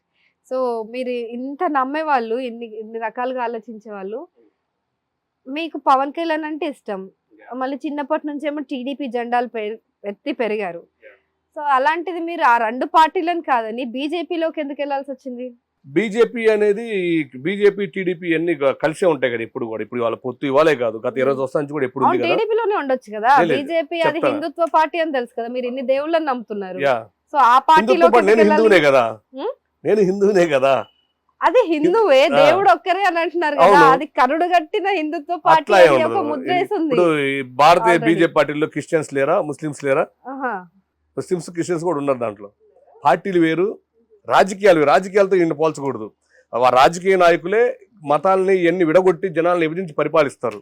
ఈ మత గొడవలు పెట్టేదే రాజకీయ నాయకులు వాళ్ళ యొక్క స్వార్థ లాభాల కోసం. మనం ఎప్పుడు కూడా రాజకీయాలను అసలు రాజకీయం వేరు, రియల్ లైఫ్ వేరు. సరే మతతత్వాన్ని పక్కన పెట్టండి, మీకు పవన్ కళ్యాణ్ అంటే అంత ఇష్టం కదా, అవును. పవన్ కళ్యాణ్ తో ఎందుకు నడవలేదు? ఉంటారు. పవన్ కళ్యాణ్ గారు నాకు బాగా ఇష్టం. ఆయన నేను దాదాపు 10 times కలిసి ఉంటాను ఆయన్ని. పవన్ కళ్యాణ్ బాగా. అలాంటి జనసేన పార్టీకి నా సంబంధం. నాకు నేను చిన్నప్పటి నుంచి అంటే మా ఫాదర్ ఫస్ట్ టీడీపీలో ఉన్నారు కాబట్టి ఆ టీడీపీలో కంటిన్యూ అవుతున్నాం. ఓకే. అంతే. అదే బీజేపీ టీడీపీని కాదని జనసేనని కాదని బీజేపీలోకి ఎందుకు వెళ్ళారు? బీజేపీలో అప్పుడు ఉన్న పరిస్థితులు ఏంటంటే అందులోనూ బీజేపీలో ఏపీ ఇది. ఆ. ఏపీలో బీజేపీకి అసలు ఓట్లే పడవు. అంటే అప్పుడు ఎందుకంటే అప్పుడు మా అమిత్ షా గారు వాళ్ళు వచ్చారు, ఉమ్. మా చిన్ని కృష్ణ అన్న వాళ్ళు జాయిన్ అవుతున్నారు. నన్ను జాయిన్ అయ్యాను తప్ప తర్వాత నేను ఏ బీజేపీ కార్యక్రమాలు నేను దేంట్లో పాల్గొనలేదు. నేను జస్ట్ అప్పుడు ఆ రోజు ఉన్నాను. తర్వాత నేను నచ్చిన నేను టీడీపీలోనే ఉంటాను. ఓ సో పార్టీ అదే అయినా కూడా. కేంద్రంలో కూడా ఇప్పుడు ఎలాగో నాలుగు రాష్ట్రాల్లో మీ చక్రం చలాయిస్తున్నారు. సో కేంద్రంలో కూడా నడిపిద్దామని ఆ పార్టీలో అలా అలా ఏం చేరి లేదు. ఇలా వచ్చేసారా? అలా ఏం లేదు. కేంద్రంలో కూడా నేను పనుల విషయాల్లో నేను ఎక్కడికి వెళ్ళగలను. నేను ఓకే. ఇండియా వైడ్ మీకు ఎనీ స్టేట్ సీఎం దగ్గరికి వెళ్ళమన్నా నేను వెళ్ళి పనులు చేయించుకోగలను. సో నేను కోటి యాదవ్ అనగానే అపాయింట్మెంట్ అలా ఇచ్చేస్తారు. ఎట్లా అసలు ఎలా సాధ్యం అది? ఎవరైనా మంచితనం, క్యారెక్టర్ ఆహా. మంచితనం ఓకే. అంతే. అంతేనా? నేను ఎక్కడ ఎవరి దగ్గర వెళ్ళగలను. నేను మ్మ్. ఏదైనా చేయగలను. అండ్ ఇంకోటి, మీకు ఫస్ట్ నుంచి కూడా కేఏ పాల్ గారు గురువు, అదే మీరిద్దరు ఒకటే అని అంటున్నారు. అవును. సో ఎందుకు అంటే ఆయనని ఇన్స్పిరేషన్ గా తీసుకోవాల్సిన విషయం ఏమిటి అసలు? ఆయన ఒక్కరే ఎందుకు నచ్చారు మీకు? ఇంతమందితో పరిచయాలు ఉన్నాయి కదా. అంటే కేఏ పాల్ అనే వ్యక్తి ఇప్పుడు మన రాష్ట్రంలో సీఎంలు ఉన్నారు, ఎంతో మంది ఉన్నారు. ఏ ఒక్కరు కూడా కనీస చదువులు కానీ వాళ్ళ సోషల్ సర్వీస్ ఏం చేయలేదు. కానీ కేఏ పాల్ అనే వ్యక్తి దాదాపు 3,50,000 మంది పిల్లల్ని చదివించాడు, అనాథ పిల్లల్ని. వితంతువులకు ఈ లెప్పుడు పింఛన్ల గవర్నమెంట్ ఇవ్వకముందే పింఛన్ ఇచ్చాడు 20 సంవత్సరాల క్రితం ఆయన. అలాంటి మంచి వ్యక్తి నాకు ఆయన చూసి నేను కూడా జీసస్ వాయిస్ సేవా ఫౌండేషన్ ఒక ఫౌండేషన్ పెట్టాను. ఆ ఫౌండేషన్ పెట్టి ఎవ్రీ ఇయర్ నేను క్రిస్మస్ అప్పుడు దాదాపుగా 1000 చర్చిలు కేకులు పంపిస్తాను. మళ్ళీ లేని వారికి ఒక చర్చిలే కాకుండా మన కరోనా వస్తే దాదాపు 10 లక్షల రూపాయలు పెట్టి మెడిసిన్ ఫ్రీగా ఇచ్చాను. కొన్ని విలేజ్ల్లో వెజిటేబుల్స్ ఫ్రీగా ఇచ్చాను. మళ్ళీ మాస్కులు ఫ్రీగా ఇచ్చాను. కొన్ని విలేజ్ శానిటైజింగ్ కొట్టించాను నేను. అలానే కాకుండా మన స్వైన్ ఫ్లూ వచ్చినప్పుడు కూడా చేశాను. అలా ఎవ్రీ ఇయర్ నేను 20 lakhs వరకు నేను సోషల్ సర్వీస్ చేస్తాను, నా ఓన్ మనీ. దానికి బ్యాంక్ అకౌంట్ కూడా లేదు, ఎవరిని అడగను నేను. ఇవన్నీ చేయడానికి ఇన్స్పిరేషన్ ఆయనే. ఫౌండేషన్ అంటే మరి చారిటీలకు బ్యాంక్ అకౌంట్లు ఉండవు కదా, లెక్కలు తెలిసిపోతాయి. అంటే అలానే కాదు, ఫౌండేషన్ అంటే విరాళాలు అందరి దగ్గర తీసుకుంటారు కదా. అదే ఎదుటి వాళ్ళు డబ్బులు ఇవ్వాలంటే అకౌంట్లో వేస్తారు కదా అవన్నీ. అలాంటి అకౌంట్ నెంబర్ కూడా లేదు, నా ఓన్ అమౌంటే హెల్ప్ చేస్తా అంటున్నాను. నేను ఎవ్రీ ఇయర్ వచ్చేసి చాలా మంది పిల్లలకు ఫీజులు కట్టడం కానీ, ఏమన్నా హాస్పిటల్ ట్రీట్మెంట్ ఏమన్నా ఉన్న వైద్యం సాయం చేయడం కానీ అట్లా చేస్తుంటాను. సో రైట్, మీరు కేఏ పాల్ గారి శిష్యులు, లైక్ మీరిద్దరు కలిసి చేస్తున్నారు. సో ఆయనని అంతా ఆరాధించడానికి ఏంటి కారణం? ఇవే ఇంకా జస్ట్ ఆయన సోషల్ సర్వీస్ బాగా చేస్తాడు. దాదాపు 3,50,000 మంది అనాథ పిల్లలను చదివించాడు. చాలా మంది విడోస్కి చాలా హెల్ప్ చేశాడు. చాలా మంది పాస్టర్స్ హెల్ప్ చేశాడు. ఆయన కుల మత ప్రాంతం అని ఉండదు అక్కడ. ఇప్పుడు మా సదాశివపేట చదువుకుంటున్నారు, క్రిస్టియన్స్కి సంబంధం లేదు. హిందువుల పిల్లలు ఉంటారు, ముస్లిం పిల్లలు ఉంటారు, ప్లస్ పోతే క్రిస్టియన్ పిల్లలు ఉంటారు, తల్లిదండ్రులు లేని పిల్లలు. వాళ్ళకు ఉండే ఎడ్యుకేషన్ బయట మనకు 5 లక్షలు కట్టినా అలాంటి ఎడ్యుకేషన్ దొరకదు. అక్కడ చదువుకున్న పిల్లలు ఇప్పుడు ఇంజనీర్లు ఉన్నారు, డాక్టర్లు ఉన్నారు, లాయర్లు ఉన్నారు, పెద్ద వాళ్ళు ఉన్నారు అక్కడ చదువుకున్న వాళ్ళు. అలాంటి ఎంతోమంది హెల్ప్ చేసిన వ్యక్తి ఆయన. ఈ రోజు ఎవరు చేస్తున్నారు మన సొసైటీలో? ఒకరు చూపించండి 10 మందికి సాయం చేసే వ్యక్తుల్ని. ఆయన సాయం చేసే ఆయన గుణం నాకు ఇష్టం, ఆయన మంచితనం నాకు ఇష్టం. He is my motivation, my inspiration. ఆయన్ని బట్టే ఒక జీసస్ వాయిస్ సేవా ఫౌండేషన్ పెట్టాను. నేను ఎవ్రీ ఇయర్ ఎంతో మందికి నేను హెల్ప్ చేస్తానే ఉంటాను. లేని వాడికి బట్టలు పెడుతుంటాము, తెలియని వాడికి తిండి పెడుతుంటాము, కొన్ని కుట్టు మిషన్లు ఇస్తుంటాము, వికలాంగులకి వెహికల్స్ ఇస్తుంటాము, కొన్ని మంది ఆర్ఫన్స్ పిల్లలకి కాలేజ్ ఫీజులు, స్కూల్ ఫీజులు కడుతుంటాము, కొన్ని హాస్పిటల్లో వైద్యం కూడా చేయిస్తుంటాము. మా పనే అది. మనం బతకాలి, 10 మందిని బతికించాలి, కాన్సెప్ట్ అది. సో కాకపోతే చాలా మంది ఏమనుకుంటున్నారంటే ఆయన చారిటీలు పెట్టి డబ్బులు దోచుకున్నారు, మీరు చారిటీ పెట్టి డబ్బులు దోచుకుంటున్నారు. ఇంకోటి ఆయన బ్రదర్ ని చంపే విషయంలో మీరు చాలా హెల్ప్ చేశారు కాబట్టి మీరు ఇంత సన్నిహితులుగా ఉన్నారు అనేది పెద్ద టాక్. సో దానికి ఏం సమాధానం ఇస్తారు? ఇప్పుడు వాళ్ళ బ్రదర్ చనిపోయింది 2010లో, ఓకేనా? 2010లో ఆయన చనిపోయారు. నాకు ఆయన పరిచయం 2006 ఎండింగ్, 2007 ఎంట్రన్స్, 7, 8, 9, 10 ఆఫ్టర్ 4 years ఇది జరిగింది. ఈ 4 yearsలో నేను అప్పుడు చారిటీ సిటీలో, సదాశివపేట చారిటీ సిటీలో నేను మేనేజింగ్ డైరెక్టర్ని. నాకు కింద ఇప్పుడు 30 మంది ఉండేవాళ్ళు, వర్కర్ పని చేసుకుంటూ ఉండేవాళ్ళు. ఆ టైంలో నేనే కాదు, వాళ్ళ బ్రదర్ చనిపోయినప్పుడు ఇది అప్పుడున్న ప్రభుత్వం ఏం చేసిందంటే ఇదంతా కేఏ పాలే చేయించారని చెప్పి నాతో పాటు అక్కడ పనిచేసే వాళ్ళని ఒక నలుగురిని, ప్లస్ డేవిడ్ రాజు కొడుకు ఎవరైతే ఉన్నారో, కొడుకు ఉన్నారు చూసారా పెద్ద అబ్బాయి సాల్మన్ రాజు అని, అతను కూడా కేసులో పెట్టారు కొడుకే చేయించాడని. ఇదంతా కోర్టులో కేసు నడుస్తుంది. యాక్చువల్లీ ఇదంతా కోర్టులో కేసు నడుస్తుంది ఇప్పుడు. దాంట్లో కేసు ఎటువంటి ఎవిడెన్స్ లేవు. నీకు కేసు ట్రయల్ ఇంకొక 6 నెలలు ఆ కేసు కొట్టేస్తారు. కొట్టేసిన తర్వాత జడ్జిమెంట్ మీకు ఇచ్చి మాట్లాడతాను నేను ఆ విషయంలో. అది ఎవరు తప్పని ఆ జడ్జిమెంట్ చెప్పేస్తారు. మీ పైన పెట్టిన కేసుల్లో దాదాపు 15 కేసుల దాకా కొట్టేశారు. ఎందుకు కొట్టేశారంట? అదే మీరు ఏమైనా మేనేజ్ చేశారా ఏంటి? అలా ఎలా కొట్టేస్తారు అంటే చట్టానికి అందరూ ఒకటే, చుట్టాలు ఉండరు చట్టానికి. మీ అందరి కేసులేమో ఏళ్ళకేళ్ళు మగ్గుతూ ఉన్నాయి, మీ కేసులు అంత ఫాస్ట్ గా ఎట్లా రికవర్? మగ్గిన ఇప్పుడు 2010లో డేవిడ్ రాజ్ కేసు ఇంకా రన్నింగ్ లో ఉంది. ఇప్పుడు ఎంత కేసు ఒకటే ఉంది, ఇప్పుడు 3-4 ఉన్నట్టున్నాయి. అవి కూడా అయిపోతాయి, కేసులు అన్ని అయిపోతాయి. ఇవాళ పిచ్చలు అయితే అన్ని. సో 18 ఏళ్ళు, 18 సార్లు 18 డిఫరెంట్ జైల్స్ లో ఉన్నారు మీరు. సో ఆ రికార్డు మీరు ఒక్కరే అనుకుంటా. అలా చాలా మంది అయ్యో రికార్డులు కాదు, దరిద్రం కర్మలో, డెస్టినీలో ఏ జన్మలో ఏం పాపాలు చేసాం అంటారు చూసావా, ఆ కర్మలో భాగాలు అనుభవించాం తప్ప ఎవరు కావాలని జైలుకి వెళ్ళరు అసలు. దానంత దుర్భరమైన జీవితం ఇంకోటి లేదు. వేస్ట్ అనమాట లైఫ్. ఏంటంటే భార్య పిల్లల దూరంగా ఉంటాము, తల్లిదండ్రులు దూరంగా ఉంటాము, స్నేహితులు దూరంగా ఉంటాము. పోయిన కాలం తిరిగి రాదు. యవ్వన కాలంలో అంటే ఈ వయసు అనేది యవ్వన వయసు. ఈ వయసులో సమయం తిరిగి రాదు. మనం పొద్దున్న లేచిన కానీ 12 hours మనం పని చేస్తాం, 10 గంటలు పని చేస్తాం. ఎవ్రీ మినిట్ మనం చాలా వాల్యుబుల్. అలాంటి నా లైఫ్లో నేను అట్లా చాలా డేస్ నేను టైం వేస్ట్ చేసుకున్నాను. నేను మొత్తం కలిపి ఎన్నేళ్ళు ఉండుంటారు? ఎన్ని ఏళ్ళు అంత సీన్ లేదు. కొన్ని రోజులు అదేముంది, ఒక 5 రోజులు అటు పోయి రావటం, ఇంకో 10 రోజులు పోయి రావటం, సరే పిక్నిక్ వెళ్ళి సరదాగా ఏదో టూర్ వెళ్ళి వచ్చాను అంటే తప్ప ఏళ్ళు ఉన్నది ఎంత సీన్ లేదు. నాకంటూ ఒక వ్యవస్థ ఉంటది, నాకు లాయర్ల వ్యవస్థ ఉంటది, నా ఫ్రెండ్స్ అడ్వకేట్స్ ఉంటారు. ఢిల్లీ పోవాలంటే బెయిల్ జైల్లో ఉన్నా కూడా ఫోన్లు మాట్లాడతారంటే ఎట్లా? మీ దాకా వచ్చిందా? అదే కదా వ్యవస్థను మేనేజ్ చేయడం అంటే. అలా ఎలా మేనేజ్ చేస్తారంటే చట్టం డబ్బు ఉంటే ఈ యొక్క సొసైటీలో డబ్బు అనేది ఉంటే న్యాయాన్ని అన్యాయంగా కొనేయచ్చు, న్యాయాన్ని అన్యాయంగా కొనేయచ్చు. ఒక వ్యక్తికి బెయిల్ రావాలి అంటే బెయిల్ తెప్పించేసుకోవచ్చు. ఇప్పుడు అవినాష్ రెడ్డి, దేవినేని అవినాష్ రెడ్డి, వైఎస్ అవినాష్ రెడ్డి ఉన్నాడు, మర్డర్ కేసు, వాళ్ళ బాబాయ్ మర్డర్ కేసులో ఉన్నారు. ఎందుకు కదా జైలుకు పోకుండా దేశంలో ఫస్ట్ టైం ఒక 302 అటెండెంట్ మర్డర్ కేసు జైలుకు పోకుండా బెయిల్ తెచ్చుకున్న వ్యక్తి ఏకైక వ్యక్తి.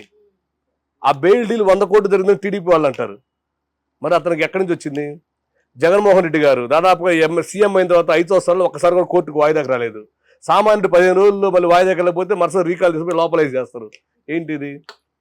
పవర్. డబ్బు ఉంటే అందరు చుట్టాలి. ఏదైనా న్యాయాన్ని అన్యాయంగా కొనేయచ్చు. అది నా స్ట్రాటజీ కూడా. ట్రాన్స్పరెంట్ గా చెప్పేశారు, ఆటోమేటిక్ గా కొనేసారని. నేను కొనలేదు, చేయొచ్చు అంటున్నాను. నేను ఇంకా ఆ స్థాయికి రాలేదు, వస్తాను. అట్లానే జైళ్ళలో కూడా ఫోన్లు కూడా క్యాండిడేట్ ని బట్టి ఉంటది. ఒక్కొక్క క్యాడర్ బట్టి కుర్రోళ్ళు, ఇప్పుడు చిన్న వాళ్ళు, పెద్ద క్యాడర్ ఉంటది అన్నమాట. ఒకడు భయపడతారు. అట్లా భయం కావచ్చు, ప్రేమ కావచ్చు, గౌరవం కావచ్చు, అభిమానం కావచ్చు, ఫ్రెండ్షిప్ కావచ్చు, అన్ని వస్తాయి. ప్రతి జైల్లోనా? నేను అన్ని దాదాపు వచ్చాను. నేను డైలీ మా పిల్లలతో మాట్లాడతాను, మా లాయర్తో మాట్లాడతాను, డైరెక్ట్ గా మాట్లాడతాను. నేను అది ఎవరు చెప్పరు, నేను చెప్తున్నా నీకు. నువ్వు ఎక్కడ నువ్వు ఇన్ని ఇంటర్వ్యూలు ఎక్కడ ఉండదు, అది నేను చెప్తున్నా. పక్క 10 జైలు నుంచి కాల్ చేసాను, మాట్లాడేవాడిని. అది కోటి గారు అంటే అంత ట్రాన్స్పరెన్సీ ఉంటది అన్నమాట. నా ఓపెన్ దీంట్లో తప్పేమో నేను చేశాను చెప్తున్నాను. ఏముందండి కొత్తగా చేశాను, ఇంకా అలా ఎప్పుడు చెయ్యాలి అని అనుకోవట్లా. అనుకోండి, నేను వెళ్తే కదా మళ్ళీ. అదే ఇప్పుడు నేను ఏం చెప్పాను, ఇంకా అస్సలు లేదు. ప్రశాంతంగా ఉదయం మంచి బ్రేక్ఫాస్ట్ చేసామా, సరదాగా 2 పనులు సర్వీస్ చేసుకున్నాం, మధ్యాహ్నం భోజనం చేసాం, నైట్ పడుకొని పొద్దున్న లేసాం. ఇదే జీవితం తప్ప. అక్కడ ఫుడ్ అయినా ఇంతే ఉంటుందా అందరితో సమానంగా, లేకపోతే మీకు స్పెషల్ ట్రీట్మెంట్, విఐపి ట్రీట్మెంట్ ఏమైనా ఉంటుందా? ఏపీ ట్రీట్మెంట్, టీఎస్ ట్రీట్మెంట్ కాదులే కానీ, కాకపోతే అక్కడ ఏంటంటే లోపల జైల్లో ఏంటంటే స్టాఫ్ ఫుడ్ ఒకటి ఉంటుంది. స్టాఫ్ అంటే జైల్లో సెక్యూరిటీ గార్డ్స్ ఉంటారు, జైలర్ గారు కావచ్చు, హోమ్ గార్డ్స్, కానిస్టేబుల్స్ వీళ్ళు ఉంటారు. ఈ యొక్క ఉన్న 30 members, 40 members, 50 members వాళ్ళు సపరేట్గా వండుకుంటారు. వాళ్ళకి ఈ ఈ ఖైదీలకు ఏంటంటే వాళ్ళకు ఒక మెనూ ఉంటుంది. మార్నింగ్ సోమవారం ఒక కందిపప్పు, మంగళవారం పచ్చెనగపప్పు, బుధవారానికి వచ్చేసరికి పెసరపప్పు, ఇట్లా కూర ఇట్లా ఉంటుంది అన్నమాట. Daily 100 gram curd. అది కాకపోతే స్టాప్ ఫుడ్ ఏంటంటే ఇది కొంచెం ఇంట్లో ఉంటాయి కదా, కొన్ని నీళ్ళ పప్పు లాగా ఉంటుంది, అది కొంచెం గట్టి పప్పు ఉంటుంది. అది తేడా అంతా ఈక్వల్, అంతా ఒకటే ఉంటుంది, కొద్ది క్వాలిటీ ఎక్కువ ఉంటుంది. నాకు ఆ ఫుడ్ స్టాప్ ఫుడ్ వస్తుంది. స్టాఫ్ ఫుడ్ వస్తుంది. సో దానికి ప్రేమే, అభిమానం, గౌరవం. అక్కడ నీకు ఆ స్టాఫ్ ఫుడ్ తిన్నామంటే బయట బిర్యానీ తినంత, షాగోస్ బిర్యానీ తినంత ఫీలింగ్ ఉంటుంది. అంతే అది అక్కడ. అంతే కదా మరి. ఇప్పుడు నార్మల్ మన చుట్టూ ఉన్న 100 మంది వేరే ఫుడ్ తింటున్నప్పుడు మనకి అలాని కాదు, కొంచెం కానీ స్పెషల్. నాకు నేను తినేది కొంచెం, ఇంట్లో తినేది డైలీ 100 గ్రామ్ నేను తినేది. అట్లా అదొక ఇష్టం నాకు. ఫస్ట్ కానీ కూడా చెప్పే కదా, ఎక్కడో మారుమూల ఒక గ్రామం, ఒక కరెంటు లేని ఒక ఉప్పరపాలెం విలేజ్ నుంచి ఇక్కడ హైదరాబాద్ దాకా వచ్చానంటే నాకు ఎంత టేస్ట్ నేను వస్తాను. నేను ఎప్పుడు నెంబర్ 1 స్థానం ఉండాలని కోరుకుంటాను. నేను ఆ గోల్స్ అట్లా నేను ఎప్పుడు దేనికి కాంప్రమైజ్ అవ్వను నేను. సో మీకు జైల్లో వర్స్ట్ ఎక్స్పీరియన్స్ ఏంటి? అంటే ఇన్నిసార్లు వెళ్ళారు, సో అది మీకు సర్వసాధారణం అయిపోయింది, మీకు ఒక తెగింపు ఉండేది. సో నేను చేస్తుంది మంచి పని కోసమే, నేను వచ్చినా తప్పు లేదు అని అనుకున్నారు, కానీ రిగ్రెట్ ఎప్పుడు ఫీల్ అయ్యారు బాగా? అసలు అబ్బా ఎందుకు వచ్చాను, అసలు ఇదేంటి కర్మ? అది ఎప్పుడంటే మహబూబ్ నగర్ లో 2010లో డేవిడ్ రాజ్ కేసులో మేము జైల్లో ఉన్నాం. జైల్లో ఉన్నప్పుడు మహబూబ్ నగర్ లో ఏమైందంటే అక్కడ ఆంధ్ర తెలంగాణ భేదం బాగా నడుస్తుంది. అప్పుడు రాష్ట్రాలు వచ్చేటప్పుడు ఆ మూమెంట్ లో ఖైదీలు కూడా కొట్టుకున్నారు లోపల. అవునా? ఖైదీలు ఇటు ఆంధ్ర వాడరా ఇటు తెలంగాణ వాడరా, ఖైదీలు కూడా కొట్టుకున్నారు. అది చాలా తారా స్థాయికి వెళ్ళింది. ఆ టైంలో నేను దానికి డీజీపీ గారికి లేఖ రాసి ఆ జైలర్తో సూపరింటెండెంట్తో మాట్లాడి చాలా చేశాను నేను. ఆ టైంలో నేను కానీ లేకపోతే లోపల 2-3 చనిపోయేవాళ్ళు జైల్లో. అలాంటప్పుడు అనిపించింది, అరే అమ్మ మనిషి జీవితానికి వాడు హిందూ, ఇటు ముస్లిం, ఇటు తెలంగాణ, ఇటు ఆంధ్ర, ఏంద్రా దీనమ్మ జీవితం, అందరూ ఒకటే కదా అని అనిపించింది అప్పుడు. ఆ టైంలో చాలా బాధ అనిపించింది అప్పుడు. జైల్లో జరిగింది అవే. అక్కడ కూడా వెళ్ళి లీడర్షిప్ క్వాలిటీస్ మళ్ళీ ఎక్కడ తగ్గేది లేదు కదా, తగ్గేది లేదు ఆ విషయంలో. ఫెంటాస్టిక్. అంటే బాగా, అంటే మీరు నార్మల్ గా అయితే జైలుకి వెళ్తే ఏదో వెకేషన్ కి వెళ్ళొచ్చినట్టుగా, లేకపోతే ఏదో ఐసోలేషన్ లో ఉండి ఉండొచ్చినట్టుగా. మన కర్మ బాగలేదు, తప్పు చేసాం, బయట వచ్చాము, దాన్ని అనిపించుకోవాలి అంతే తప్ప దాన్ని బాధపడి ఏదో అమ్మ వచ్చాము ఏడ్చుకుంటూ అమ్మ అన్నాం అనుకో, ఏముండదు దానికి. నేను ప్రాబ్లం లో ఉన్నా, నా ప్రాబ్లం నేనే సాల్వ్ చేసుకోవాలి. ఎవరు చేసుకుంటారు సాల్వ్? నేను తప్పు చేసినప్పుడు నా పనిష్మెంట్ నేను అనిపించాలి. ఎవడో వచ్చి నేను తప్పు చేశాను నా బదులు 10 రోజులు లోపల జైలుకి వెళ్తాను అనుకో, వేరే ఎంత నువ్వు వెళ్తే నేను జైలుకి పోవడం ఎందుకు అంటారు. ఎవరు చేసింది వాడు అనిపించాలి. అట్లానే బయట తప్పు చేసినప్పుడు ఎలా ఉన్నాను, లోపల కూడా అలానే ఉంటాను. ఎక్కడ కూడా 1% అధైర్యం అంటూ భయం అంటూ నా బాడీలో అసలు నాకు నచ్చని పదం అది, భయం అనేది. భయం తెలుగు భాషలో నచ్చని పదం ఏదన్నా అనుకో, అసలు భయం అనేది నచ్చదు అసలు. అయితే మీకు 3 సార్లు ఎన్కౌంటర్ నుంచి తప్పించుకున్నారు, అప్పుడు కూడా భయం లేదా? అప్పుడు ఒకసారి భయం వేసింది. భయం అంటే ఆ భయం కాదు. ఒకసారి డేవిడ్ రాజు వచ్చేసి 2009లో నన్ను ఎన్కౌంటర్ ప్లాన్ చేశారు కర్నూలులో. అప్పుడు పాల్ గారు వీళ్ళందరూ ఇన్వాల్వ్ అయ్యేసరికి నా మీద ఒక తప్పుడు కేసు పెట్టి జైల్లో పెట్టారు. అప్పుడు అది ఒక ఎన్కౌంటర్ మిస్ అయింది. నెంబర్ 2 వచ్చేసి విజయవాడలో సిపి గారు ప్లాన్ చేశారు. 6 నెలలు నేను నగర బయట ఉన్నా. ఆ టైంలో కొంచెం అనిపించింది, భార్య పిల్లల దూరంగా ఉన్నాను, విజయవాడలో ఫ్యామిలీ ఉంటా. అప్పుడు నేను 6 నెలలు వాళ్ళ దూరంగా ఉండాల్సి వచ్చింది ఆ టైంలో. అట్లా ఇంకొకసారి వచ్చి కేఏ పాల్, ఎవరైతే పాల్ గారు ఉన్నారో 2012లో ఆయన నన్ను మీద ఎన్కౌంటర్ ప్లాన్ చేశాడు. ఆయన అదే కదా, అంటే చెప్పుడు మాటలిని ఆయన నా మీద ఎన్కౌంటర్ ప్లాన్ చేస్తే నేను ఆయన్ని కేసు పెట్టి అరెస్ట్ చేసి లోపలేపించాను. నేను ఆయన అరెస్ట్ చేసి లోపల ఇప్పుడు ఇంత ప్రేమగా ఉన్నా కూడా అంత జరిగింది అంత మా ఇద్దరి మధ్య. అంటే కామన్. ఇప్పుడు చెప్పుడు మాటలు ఎప్పుడు కూడా కంటికి చెవికి ఇంచు దూరం ఉంది. కన్నేమో నిజం మాట్లాడుద్ది, చెవేమో లేని క్రియేట్ చేస్తుంది. కన్ను చూసింది నిజం, అందుకే కోర్టు ఏమంటది, నువ్వు చూసావా అంటారు, చెవులు వద్దు, నువ్వు చూసావా కళ్ళతోటి అంటారు. అందుకే చెవు ఏం చేస్తుందంటే ఈ మాట విన్నావు అనుకో, ఇద్దరు మనుషులను విడదీస్తుంది. ఈ చెవు అనేది ఒక మర్డర్ చేయాలన్నా ఇదే ఉంటుంది, ఒక మనిషి మీద రిలేషన్ డిస్టర్బ్ అవ్వాలి, ఏది కావాలి చెవే కారణం. అందుకే ఈ చెవు మాట ఎప్పుడు మనం పట్టించుకోకూడదు. ఆయన ఆ రోజు విన్నాడు, చెవులో మాట విన్నాడు అన్నమాట. నేను జగన్మోహన్ రెడ్డి గారు క్లోజ్ అయినట్టు, ఇద్దరం కలిసి ఏదో మేము ఆస్తుల కోసం ఆయన వేసేయాలనుకుంటున్నాను అంటున్నట్టు, వేరే వాళ్ళు లేని అన్ని చెప్పేసరికి నా మీద ఎన్కౌంటర్ ప్లాన్ చేశాడు. అక్కడ ఎస్పీ నా ఫ్రెండ్. తిరిగి ఇదంతా నేను నమ్మలా. ఆయన చెప్తే ఫస్ట్ ఎస్పీ గారు వచ్చేసి నాకు పెన్ కెమెరా రికార్డ్ చేసిన వీడియో మొత్తం ల్యాప్టాప్ లో చూపించాడు. చూసినప్పుడు నేను ఇమీడియట్లీగా కంప్లైంట్ పెట్టి అరెస్ట్ చేసి లోపలేపించా పాల్ గారిని. అంటే నా మంచితనం ఆయన్ని సేవ్ చేశాను, వాళ్ళ బ్రదర్ నుంచి అన్ని సేవ్ చేసి ఆయన కాపాడుకుంటూ వచ్చాను. మళ్ళీ నన్నే చంపాలనుకున్నప్పుడు ఆయన నాలో ఒకడు ఉంటాడు చెడ్డోడు కూడా, వాడు ఎలా ఉంటాడు చూపించాలి కదా. అరెస్ట్ చేసి లోపలేపించారు. లోపలేసిన తర్వాత 90 రోజులు జైల్లో ఉన్నాడు. మళ్ళీ లోపలికి అన్ని జైల్లో ఉన్నప్పుడు అన్ని నేనే పంపించి మళ్ళీ నేనే బెయిల్ వేయించి నేనే రిలీజ్ చేయించాను మళ్ళీ. అది వేరే అది మళ్ళీ ప్రేమ తప్పదు, అది ఏం చేస్తాం అట్లా అట్లా మా ఇద్దరు బాండింగ్ అట్లా ఉంటది. మళ్ళీ ఇప్పుడు ఆ తర్వాత ఆయన రియలైజ్ చేయండి, తప్పు తెలుసుకుని రియలైజ్ చేయండి, మళ్ళీ కలిసే ఉంటాయి. ఇప్పుడు చాలా క్రేజీగా ఉందండి అసలు. అంటే ఇన్ని లైఫ్ ఇంత డిస్టర్బ్ అయినా కూడా నేను మళ్ళీ తిరిగి ఇక్కడ నిలబడగలిగానంటే కేవలం ఓన్లీ క్యారెక్టర్. నా వైపు ఎవరున్నారు, భగవంతుడు ఉన్నాడు. భగవంతుడు ఉన్నప్పుడు ఏంటంటే మన చుట్టూ సర్వశక్తి మంత్రి భగవంతుడు ఉన్నప్పుడు మనకి ఏ చెడు వచ్చినా ఆయన తీసివేస్తానని ఒక బలంగా నమ్ముతాను. నేను ఆయన మీద భారం వేసి నడుస్తాను. నేను ఏ ఒక్క వ్యక్తిని నమ్మను, నేను ఓన్లీ గాడ్. సో ఆయన మీతో ఉన్నారు కాబట్టి ఇన్ని తప్పించుకొని తిరుగుతున్నారు. మీరు తప్పించుకొని తిరగట్లేదు, మళ్ళీ ఎక్కడికి వెళ్ళిపోతున్నాను. మీరు తప్పించుకొని తిరగట్లేదు, ఎక్కడికైనా వస్తాను, తప్పించుకునే మాట లేదు. ఆయన మీతో ఉన్నారు కాబట్టి మీరు ధైర్యంగా నిలబడగలుగుతున్నారు అండగా. Very good, very good. So అది బైరెడ్డి సిద్ధార్థ రెడ్డి గారిది ఏంటి? Byreddy Siddhartha he is very good person. అసలు మీకు ఎట్లా క్లోజ్ అయినా? నా చెప్పాక నా సర్కిల్ కేఏ పాల్ అన్న తర్వాత నా సర్కిల్ అనేది ఇక్కడే కాదు, నీకు తెలంగాణలో ఏ రాష్ట్రంలో, తెలంగాణ ఆంధ్ర ఏ రాష్ట్రంలో ఎక్కడైనా సరే, ఏ జిల్లాలో ఏ ఊరికి వెళ్ళినా కూడా నా యొక్క మనసులు తెలిసిన వాళ్ళు ఉంటారు. అట్లా బైరెడ్డి సిద్ధార్థ రెడ్డి లీడర్. ఆయన నాకు ఎప్పటించో పరిచయం బాగా. Is very good person. ఆయనకి ఏదైనా కావాలని మేము చేసి పెడతాం, మాకేదైనా కావాలన్నా ఆయన చేసి పెడతాడు. అట్లా జస్ట్ ఒక అండర్స్టాండింగ్. అలా మీ ఇంటికి ఒక ఫంక్షన్ కి రాకుండా బొల్ల బ్రహ్మనాయుడు గారు ఆయన ఎందుకు అడ్డుకున్నారు? ఫంక్షన్ కాదు అది, వినుకొండలో అవర్ ఫ్యాక్టరీ ఫస్ట్ అక్కడ ఓపెన్ చేస్తున్నాను. అవర్ ఫ్యాక్టరీ షాప్ ఓపెన్ చేస్తున్నప్పుడు ఏంటంటే నేను బైరెడ్డి సిద్ధార్థ రెడ్డి గారిని కలిశాను. బేసిక్గా నేను టీడీపీ, నాకు పార్టీలకు అతీతంగా ఉంటాను. వైసీపీ వాళ్ళతో ఉంటాను, ఇక్కడ తలసాని శ్రీనివాస, శ్రీశైలం యాదవ్, ఇక్కడ టీఆర్ఎస్ వాళ్ళతో, కాంగ్రెస్ వాళ్ళతో, బీజేపీ అందరితో ఉంటాను. నాకు వ్యక్తులు ముఖ్యం అక్కడ, నా పార్టీ కన్నా వ్యక్తులు ముఖ్యం. సిద్ధార్థ రెడ్డి గారు అంటే ఈజ్ ఫ్రెండ్ కాబట్టి పాజిటివ్ గా బాగా మంచి సోల్ కూడా ఆయన ప్యూర్ గా ఉంటుంది కాబట్టి ఆయన పిలుద్దాం, మన బిజినెస్ మంచి సక్సెస్ అయిందని ఉద్దేశం నేను వెళ్ళి కలిశాను.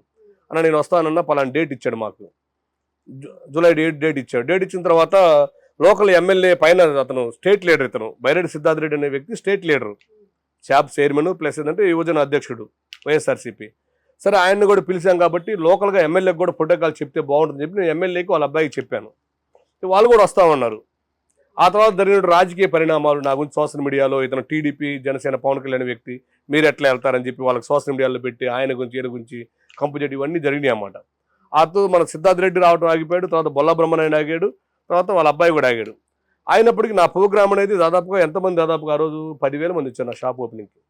10,000 పీపుల్ వచ్చారు షాప్ ఓపెనింగ్కి. ఎక్కడ ఎంతమంది వస్తారు, మహా 50 మంది వస్తారు. వినుకొండ టౌన్ మొత్తం 10,000 పీపుల్ వచ్చారు, 10,000 మంది. మళ్ళీ బైరెడ్డి సిద్ధార్థ రెడ్డి పక్కన నా ఫ్రెండ్స్ అందరూ వచ్చారు. తర్వాత సిద్ధార్థ రెడ్డి గారు తర్వాత వచ్చాడు కదా, వేరే విషయం. వీళ్ళందరూ వచ్చారు, చేసుకున్నాం. అది పాలిటిక్స్, దరిద్ర పాలిటిక్స్. అదే చెప్పేది. ఇప్పుడు ఎలక్షన్ టైం వచ్చింది, ఈడు ఆ పార్టీలో జంపవచ్చు, వాడు ఈ పార్టీలో జంపవచ్చు.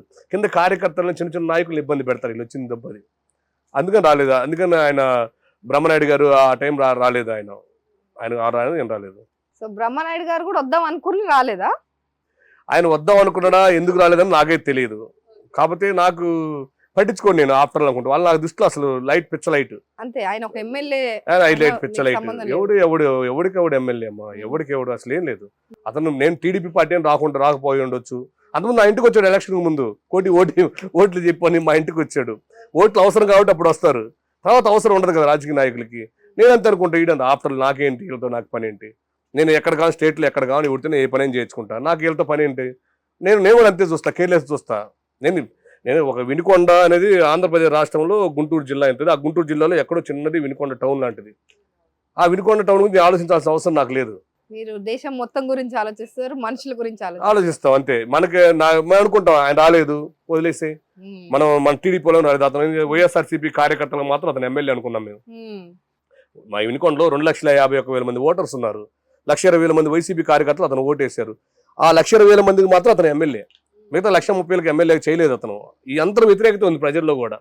అతను వచ్చిన తర్వాత కులాలు మతాలు గొడవలు, కులానికి గొడవలు, మళ్ళీ ఏంటంటే కక్షపూరితమైన కేసులు పెట్టడం, కక్షపూరితమైన బిల్డింగ్లు కూల్చేయటం, ఎవడన్నా చుట్టుపక్కల ఎవడన్నా ల్యాండ్స్ ఏమన్నా ప్లాట్లు వేసుకుంటే వాటి దగ్గర మళ్ళీ ట్యాక్స్ వసూలు చేయటం. ఆయన ఉన్న ల్యాండ్ చుట్టూ మొత్తం రోడ్లు వేసుకున్నాడు, ఆయన ల్యాండ్స్ హైప్ తెచ్చుకోవడం కోసం. అది ఒకటి కాదు, ఆయన ఒక పక్క చెప్పాలంటే జగన్ పరిపాలన లాగా లేదు, బొల్ల బ్రహ్మనాయుడు పరిపాలన లాగా ఉంటుంది వినుకొండ మొత్తం. అంత వరస్ట్ గా తయారైపోయింది మొత్తం, టోటల్ A to Z. ప్రతి ఒక్క దాంట్లో నాకేంటి. కానీ నార్మల్ గా ఇక్కడ వినుకొండ ప్రజలే కొంతమంది ఏమని చెప్తున్నారంటే, మన కోటి గారి మాట అందరు వింటారు, ముఖ్యమంత్రులతో సహా ప్రతి ఒక్కరి దగ్గరికి ఎక్కడికి వెళ్ళినా ఆయన పనులు జరుగుతాయి, కానీ బొల్ల బ్రహ్మనాయుడు గారు మీకు ఏదో పని చేసి పెట్టలేదంటే ఏంటది? నాకు బొల్ల బ్రహ్మనాయుడుతో అసలు పని ఉండదు. ఆఫ్టర్ నాకేంటి పని చెప్పు? నిజమా? నాకు బొల్ల బ్రహ్మనాయుడుతో నాకేంటి పని? ఆయన వర్గాలు వచ్చినప్పుడు పని చేయలేదు కాబట్టి వాడు వర్గం అన్నాడు. ఇప్పుడే ఫోన్ లైన్ లో తీసుకుని ఎక్కడి నుంచి మాట్లాడతా? ఏం జస్ట్ స్పీకర్ పెట్టి మాట్లాడు. వాడు ఇప్పుడే సెకండ్స్ విత్ ఎమ్మెల్యే లైన్ లో తీసుకోవచ్చు. నువ్వు నెంబర్ చెప్తా కావాలంటే లైన్ లో తీసుకోండి. మీరు లైన్ లో తీసుకోండి. మీరు కోటి గారి పని లైన్ లో తీసుకోండి. నాకు ఐ డోంట్ కేర్. నేను ఎవరు నా లైఫ్ లో నా ఒకరి దగ్గరికి వెళ్ళి నాకు పని కావాలి అనే మాట అడగను. పని అడిగానంటే చెయ్యకుండా ఉన్నోడు ఎవడు లేడు. ఎవడు లేడు. ఎమ్మెల్యే కావచ్చు, మినిస్టర్ కావచ్చు, ఎంపీ కావచ్చు, ఎవడైనా సరే చెయ్యకుండా ఉన్నోడు లేడు. అంత సీన్ లేదు. పని చేయలేదని నాకు, నేను రియల్ ఎస్టేట్ వ్యాపారిని కాదు, నేను ప్లాట్లు వేసే వ్యాపారిని కాదు, ఇలాగ నేను అక్కడిక్కడ చిన్న చిన్న పంచాయతీలు లంగా పంచాయతీలు చేసేవాడిని కాదు. నాకు వాళ్ళతో ఏం పని ఉండదమ్మా. నాకు ఎమ్మెల్యేతో నాకేం పని ఉంటుంది చెప్పు? అంతకుముందు జీవి ఆంజనేయులు గారు ఉన్నారు, 2 సార్లు టీడీపీ ఎమ్మెల్యే చేశాడు. ఆయన మేము గెలిపించుకున్నాము. నాకు ఎవరితో పని అంటే లోకల్ సిఐ తోటి ఎమ్మెల్యే ఏదైనా పని ఉందని ఎవరైనా వచ్చారనుకో నేను ఫోన్ చేస్తాను. అన్న మన వాళ్ళు వచ్చారు, వాళ్ళకి సాయం చేయమంటే నేను చెప్పినమ్మని చేసి పెడతారు. లోకల్ సిఐ గారైనా, డిఎస్పీ గారైనా, ఎస్ఐ గారైనా, ఎమ్మెల్యే అయినా, ఎంఆర్ ఎవరైనా చేసి పెడతారు. బొల్ల బ్రహ్మనాయుడు గారితో మీకు ఎప్పుడు పని పడలే? నాకు అవసరం లేదు అసలు. ఇప్పుడు కాదు, ఎప్పుడు అవసరం ఉండదు నాకు. ఆ స్థాయిలో వాళ్ళతో నాకు అసలు అవసరం లేదు కూడా. Super super. సో ఓకే అండి. అయితే మీరు ఎందుకు మన పూనం కౌర్ గారిని అంత ఇబ్బంది పెట్టారంట? అంటే మీరే ఏదో సోషల్ మీడియాలో ఫేక్ అలిగేషన్స్ అన్ని చేసి ఆవిడ అసభ్యకరంగా పోస్టులు పెట్టారంట అన్న. ఓకే, ఇప్పుడు ఆ పెట్టారంట అన్నావు కదా, మీ పైన కేసు పెట్టింది కదా. ఏమైంది ఆ కేసు? ఏమైందో మీరు చెప్పాలి. అది అద్దెకే అడగాలి, అది కూడా తెలుసుకోవాలి మీరు. పూనం కౌర్ అనే వ్యక్తికి దానికన్నా ఇంకో కేసు లింక్ అయి ఉంది. లక్ష్మీజ్ ఎన్టీఆర్ అనే సినిమా ఆ రాంగోపారమ్మ తీశాడు. లక్ష్మీజ్ ఎన్టీఆర్ అనే సినిమా ఆ టైంలో నేను లక్ష్మీ పార్వతిని, రాంగోపారమ్మ అని మొత్తాన్ని కూర్చోబెట్టి సినిమా ప్రాజెక్ట్ ఓకే చేసింది నేనే. అర్థమవుతున్నా? రాంగోపారమ్మకి, లక్ష్మీ పార్వతికి ఇద్దరికి ఓకే చేసింది నేనే. ఆ సినిమా ప్రాజెక్టు సినిమా షూటింగ్ అవుతున్నప్పుడు కూడా హీరోయిన్ ని నాకు చూపించారు, ఆ క్యారెక్టర్ నాకు చూపించారు, అన్ని పాటలు నేను చూసేవాడిని, అన్ని చేసేవాడిని. కానీ ఆ టైంలో అనుకోకుండా లక్ష్మీ పార్వతికి నాకు కొన్ని గొడవలు జరిగినాయి. ఎందుకని? ఆవిడ కొడుకులా చూసుకుంటారంట మిమ్మల్ని. కొడుకులా చూసుకుంటే గొడవలు అయ్యాయి కాదుగా. గొడవలు ఎందుకు అయ్యాయి? కొడుకులా చూసుకుంటే గొడవలు అయినాయి. దాని నేను స్టేషన్ కంప్లైంట్ పెట్టాను ఆమె మీద న్యాయంగా. కంప్లైంట్ పెట్టిన తర్వాత అప్పుడే నేనే పెట్టా ఫస్ట్ వినుకొండలో. ఆమె పెట్టలేదు. ఎప్పుడు పెట్టింది ఆమె? ఏప్రిల్ 11వ తారీఖు 2019 నేను కేసు పెట్టాను. నేను కేసు పెట్టినప్పుడు నాకు విత్ ఎవిడెన్స్ తోటి పెట్టా. టోటల్ గా వాట్సాప్ చాటింగ్ కావచ్చు, కన్వర్జేషన్ అన్ని ప్రూఫ్స్ నేను కేసు పెట్టా. నేను కేసు పెట్టిన 10 days కి 10 రోజుల తర్వాత ఆమె కేసు పెట్టింది. ఎందుకు పెట్టింది తెలుసా? ఇప్పుడు నేను ఒక మనిషి ఎవరన్నా పెద్ద వ్యక్తిని మనం తిట్టినప్పుడు మరుసటి రియాక్ట్ అవ్వాలి, లేదా 2 రోజులు రియాక్ట్ అవ్వాలి, లేదా 3 రోజులు రియాక్ట్ అవ్వాలి. 10 రోజులు ఖాళీగా ఉంటే మన తప్పులు ఒప్పుకున్నట్టయితే చెప్పి నా మీద కేసు పెట్టింది ఆమె. ఇదంతా ఫేక్, ఇదంతా ఏదో కంప్యూటరైజ్డ్ టైప్ లాగా చేసి ఏదో చెప్పి పెట్టింది. క్లోనింగ్ అని పెట్టి డీజీ దగ్గర పెట్టింది. కానీ వాళ్ళకి దగ్గర చాటింగ్ ఉంటుంది. వాళ్ళు ఏంది వ్యవస్థ, నా నెంబర్ పెట్టి కొడితే వాట్సాప్ డేటా కానీ కాల్స్ డేటా మొత్తం తీస్తారు. వాళ్ళు చూసుకున్నారు. ఆ లక్ష్మీ పార్వతి పెట్టినటువంటి కేసును కొట్టేశారు. ఆల్రెడీ కొట్టేసుకొని వాళ్ళు 1 month అయింది. ఆమె చెప్పింది అబద్ధం, కోర్టుకి చెప్పింది కరెక్ట్ అని చెప్పి కోర్టు కొట్టేసింది. మొన్న రీసెంట్గా 1 month అయింది. పూనం కౌర్ కేసు పెట్టింది. ఆ టైంలో పూనం కౌరు, లక్ష్మీ పార్వతి ఇద్దరు చేత ఆర్జీవీ కేసు పెట్టించాడు. రాంగోపారమ్మ తెలుసు కదా. ఎందుకంటే నా క్యారెక్టర్ అనేది ఈ లేడీస్ అందరూ ఇలా చేస్తారని చెప్పడం కోసం పెట్టించాడు. పెడితే ఇప్పుడు ఆ కేసు పూనం కౌర్ కేసు పెట్టి వాళ్ళకి 5 years అయింది. ఆ కేసు పోలీసు వాళ్ళే క్లోజ్ చేశారు. ఎందుకని? రాంగ్ ఫేక్ కేసు ఆమె పెట్టింది. ఎవిడెన్స్ లేవు కదా. ఇప్పుడు నేను ఒక వీడియో నీకు వాట్సాప్ పెట్టాను అనుకో, అది పలాంతరు నా నెంబర్ మీ నెంబర్కి వస్తాయి, మీ నెంబర్ ఇంకో నెంబర్ వస్తాయి. నా ఒక్కడి మీద కాదు, 48 మంది యూట్యూబ్ ఛానల్ మీద, ఈ 48 యూట్యూబ్ ఛానల్ నేను ఇచ్చినట్టు పెట్టింది కంప్లైంట్. అది యాక్చువల్ నాకు ఆ 48 యూట్యూబ్ ఛానల్ ఎవరో నాకు కూడా తెలియదు అసలు. అది కాదు, ఆవిడ మీ పైన ఎందుకు పెట్టాల్సి వచ్చింది? ఆవిడకి చాలా మంది ఉంటారు కదా, మీరు అప్పటికి ట్రెండింగ్ లో ఉన్నారనా లేకపోతే ఎందుకు? ట్రెండింగ్ కాదు, యాక్చువల్ అప్పుడు Kathi Mahesh issue, Pawan Kalyan issue close అయిపోయిన తర్వాత, కత్తి మహేష్ ఇష్యూ పవన్ కళ్యాణ్ క్లోజ్ అయింది. టీవీ 9 అన్ని పెద్ద సెన్సేషన్, పెద్ద అది. అప్పుడు ఆ టైంలో క్లోజ్ చేసిన తర్వాత ఆమె నన్ను కలిసింది. పూనం కౌరు ఎవరు? నా ఫ్రెండ్ షేప్ అప్ స్టూడియో బండి రవి అని చెప్పి అతను కలిసింది. కలిసి ఏముందంటే, పవన్ కళ్యాణ్కి నాకు ఇలా లివింగ్ రిలేషన్ ఉంది, నా దగ్గర ఎవిడెన్స్ ఉన్నాయి, నీకు పవన్ కళ్యాణ్ గారితో నువ్వు మాట్లాడి నాకు కొంచెం ప్రాబ్లం క్లియర్ చేయని చెప్పి మాట్లాడింది. నా ముందు త్రివిక్రమ్ శ్రీనివాసన్ తిట్టింది, నన్ను తిట్టింది. నేనేమన్నానంటే, నా పని 10 మందిని ప్రాబ్లం క్లియర్ చేయడమే నా పని. నీ దగ్గర ఏదైనా ఎవిడెన్స్ ఉంటే తీసుకురా, నేను తీసుకెళ్లి పవన్ కళ్యాణ్ గారితో మాట్లాడి మీ ఇద్దరు మీటింగ్ ఏర్పాటు చేస్తా అని చెప్పా. అట్లా వాళ్ళ ఇంటికి నేను పూనం కౌర్ ఇంటికి 2-3 సార్లు వెళ్ళా. ఆమె నాతో కొన్నిసార్లు ఫోన్లో కూడా మాట్లాడింది. ఫోన్లో కూడా నాతో మాట్లాడిన వాయిస్ ఆమె రికార్డ్ చేసుకొని, ఆటో రికార్డు ఉంటాయి కదా, ఐఫోన్ ఇప్పుడు ఐఫోన్ నేను 3 ఫోన్లు వాడతా, ఐఫోన్ రికార్డు ఉండదు అసలు ఎక్కడ కూడా. ఆ ఫోన్ రికార్డ్ చేసుకున్న తర్వాత నేను చెప్పాను, ఏం చెప్పానంటే అమ్మ నేను ఊరికి నీతో తిరగాలని నాకు టైం వేస్ట్, ఎవిడెన్స్ ఇస్తా ఉన్నావు, మీ ఇద్దరు కలిసి వాట్సాప్ చాటింగ్ ఎవిడెన్స్ అని ఇస్తా ఉన్నావు, ఆ ఎవిడెన్స్ ఇవ్వు నేను మాట్లాడతా అని చెప్పి నేను ఆ అమ్మాయి ఫోన్ ఎత్తడం మానేసా. ఒక 3 months తర్వాత వాయిస్ ఆ అమ్మాయి మీ ఇద్దరు నాతో మాట్లాడిన వాయిస్లో నేను మాట్లాడిన వాయిస్ ఎడిటింగ్ ఆ అమ్మాయి వాయిస్ యూట్యూబ్లో వచ్చింది. యూట్యూబ్లో వచ్చింది. నాకు ఇదేంటి ఎక్కడ విన్నట్టుంది అనుకుంటున్నాను. నేను తర్వాత చూసి ఇది నా వాయిస్ కట్ అయింది, ఇదేంటా అనుకున్నా. తీరా చూస్తే నేను పూర్ణ కోరు 2 సార్లు ఫోన్ చేశాను, ఎత్తలా అమ్మాయి. అసలు ఈ రికార్డు మన ఇద్దరం మాట్లాడుకున్న రికార్డు ఎలా వస్తుంది, ఎత్తలా. తర్వాత 3వ రోజు చూస్తే నా మీద కంప్లైంట్ పెట్టింది. ఇది ఈ టైంలో వచ్చింది. అది ఈ లక్ష్మీభారతి కేసు అంటే అది వచ్చింది. ఓ దీని వెనక మన వెనక పెద్ద స్కెచ్ చేశారు అని నాకు అర్థమైపోయింది. ఆ రోజు అర్థమైపోయి నేను చెప్పా, ఆ అమ్మాయి కేవలం పవన్ కళ్యాణ్ గారిని బ్లాక్ మెయిల్ చేసి పబ్లిక్ లోకి లావటం కోసం నన్ను వాడింది. అక్కడ నాకు కేసు పెట్టింది. నా మీద కేసు పెడితే సిసిఎస్ వాళ్ళు పిలిచారు, ఏసీబీ డీసీబీ గారు పిలిచారు. సార్ ఆ అమ్మాయికి నాకు ఇది జరిగిన మాట వాస్తవం, ఇదంతా జరిగిన మాట నేను చెప్పా, జరిగినట్టు. మీరు ఎక్కడైనా సరే ఈ 48 యూట్యూబ్ ఛానల్ వాళ్ళకి నా దగ్గర రికార్డ్ అయినట్టు కానీ ఏదైనా మీకు ప్రూఫ్ ఉంటే మీ ఏదైనా కేసు కట్టుకోండి సార్ అన్న. ఆ కేసు క్లోజ్ చేసి పక్కన పెట్టేశారు పోలీసులు, ఆ అమ్మాయి ఫేక్ అని. ఇది మీకు మీడియాలో చూసింది నిజంగా ఉంటుంది కానీ చట్టం దృష్టిలో జరిగింది ఉండదు. మీ కాడ డీసీపీ నెంబర్ ఇస్తా, మీరు ఫోన్ చేసి ఆయన కలిసి మీరు మాట్లాడుకోవచ్చు. రైట్. అయితే పూనం కౌర్ తర్వాత ఒక వీడియో రిలీజ్ చేశారు కదా, వాళ్ళిద్దరు కలిసి ఒక యజ్ఞం ఏదో చేస్తున్నారు, అంత ముందు రిలీజ్ చేసింది. ముందు రిలీజ్ చేసింది. అలాంటి మీకు ఎందుకు ఇవ్వలేదు, మీరు ఎందుకు అంత సీన్ లేదు, పులిహోర అంత ఉన్నేలే కానీ ఇవన్నీ అంత సీన్ లేదు. వాళ్ళిద్దరు ఇవన్నీ జస్ట్ ఏంటంటే ఇవన్నీ బ్లాక్ మెయిల్ చేయడం, మనిషిని రాజకీయంగా బ్లాక్ మెయిల్ చేయడం, ఆయన పేరుతోటే ఇవంతా. ఇప్పుడు ఆమె సినిమాలు ఉన్నాయి, హీరోయిన్ పెద్ద తోపాయ ఉన్నా, అనుష్క తమన్నా చేసే సినిమాలు ఒక్క సినిమా అమ్మాయి హీరోయిన్ పెద్ద హిట్ కూడా ఒక సినిమా చెప్పేదో ఒకటన్నా. నాకన్నా ఒక బ్రాండ్ ఉంది, నేను పలానా సీరియల్ ఇన్ని చేసి ఒక సినిమా చెప్పు. పులిహోర వీళ్ళంతా ఏంటంటే జస్ట్ పెద్ద వ్యక్తులను వాడుకుంటారు, వాళ్ళ పేరుతోటి ఏదో అవ్వాలని ట్రై చేస్తుంటారు తప్ప అంత సీన్ లేదు, అంతేం లేదు. నేను ఫోన్ కొట్టి నేను మాట్లాడతాను. నేను అంతా వైట్ పేపర్ అని చెప్పా కదా నీకు, డైరెక్ట్ అంత నా దగ్గర ఎక్కడ ఒకటి ఉండదు. లోపలంతా ఇన్నైనా బయట ఒకటే ఉంటది క్యారెక్టర్ ఎక్కడైనా సరే. అదే మరి అడిగారా మీరు, ఎందుకు నా పైన కేసు పెట్టావు, ఇప్పటికీ చేయలేదా? అవసరం కేసు పెట్టక ముందు చేసాము, పెట్టిన తర్వాత వాళ్ళతో మనకేం పని. ఒకసారి చేస్తారా మరి లైవ్ లో? ఎవరికి? పూనంకి. నాకేం పని, నెంబర్ చెప్తా, నువ్వే చేసుకో. మాట్లాడతారా మరి? మాట్లాడతావు, నువ్వు చేసి మాట్లాడతా, నువ్వు మాట్లాడు, నేను చెప్తా. నా ఫోన్ ఇటీ అమ్మ, నెంబర్ ఇస్తాను. 970 చేసుకో, అడగండి. అవును, ఎందుకు కేసు పెట్టారు ఏంటి, ఆ కేసు సంగతి ఏమైంది అడగండి.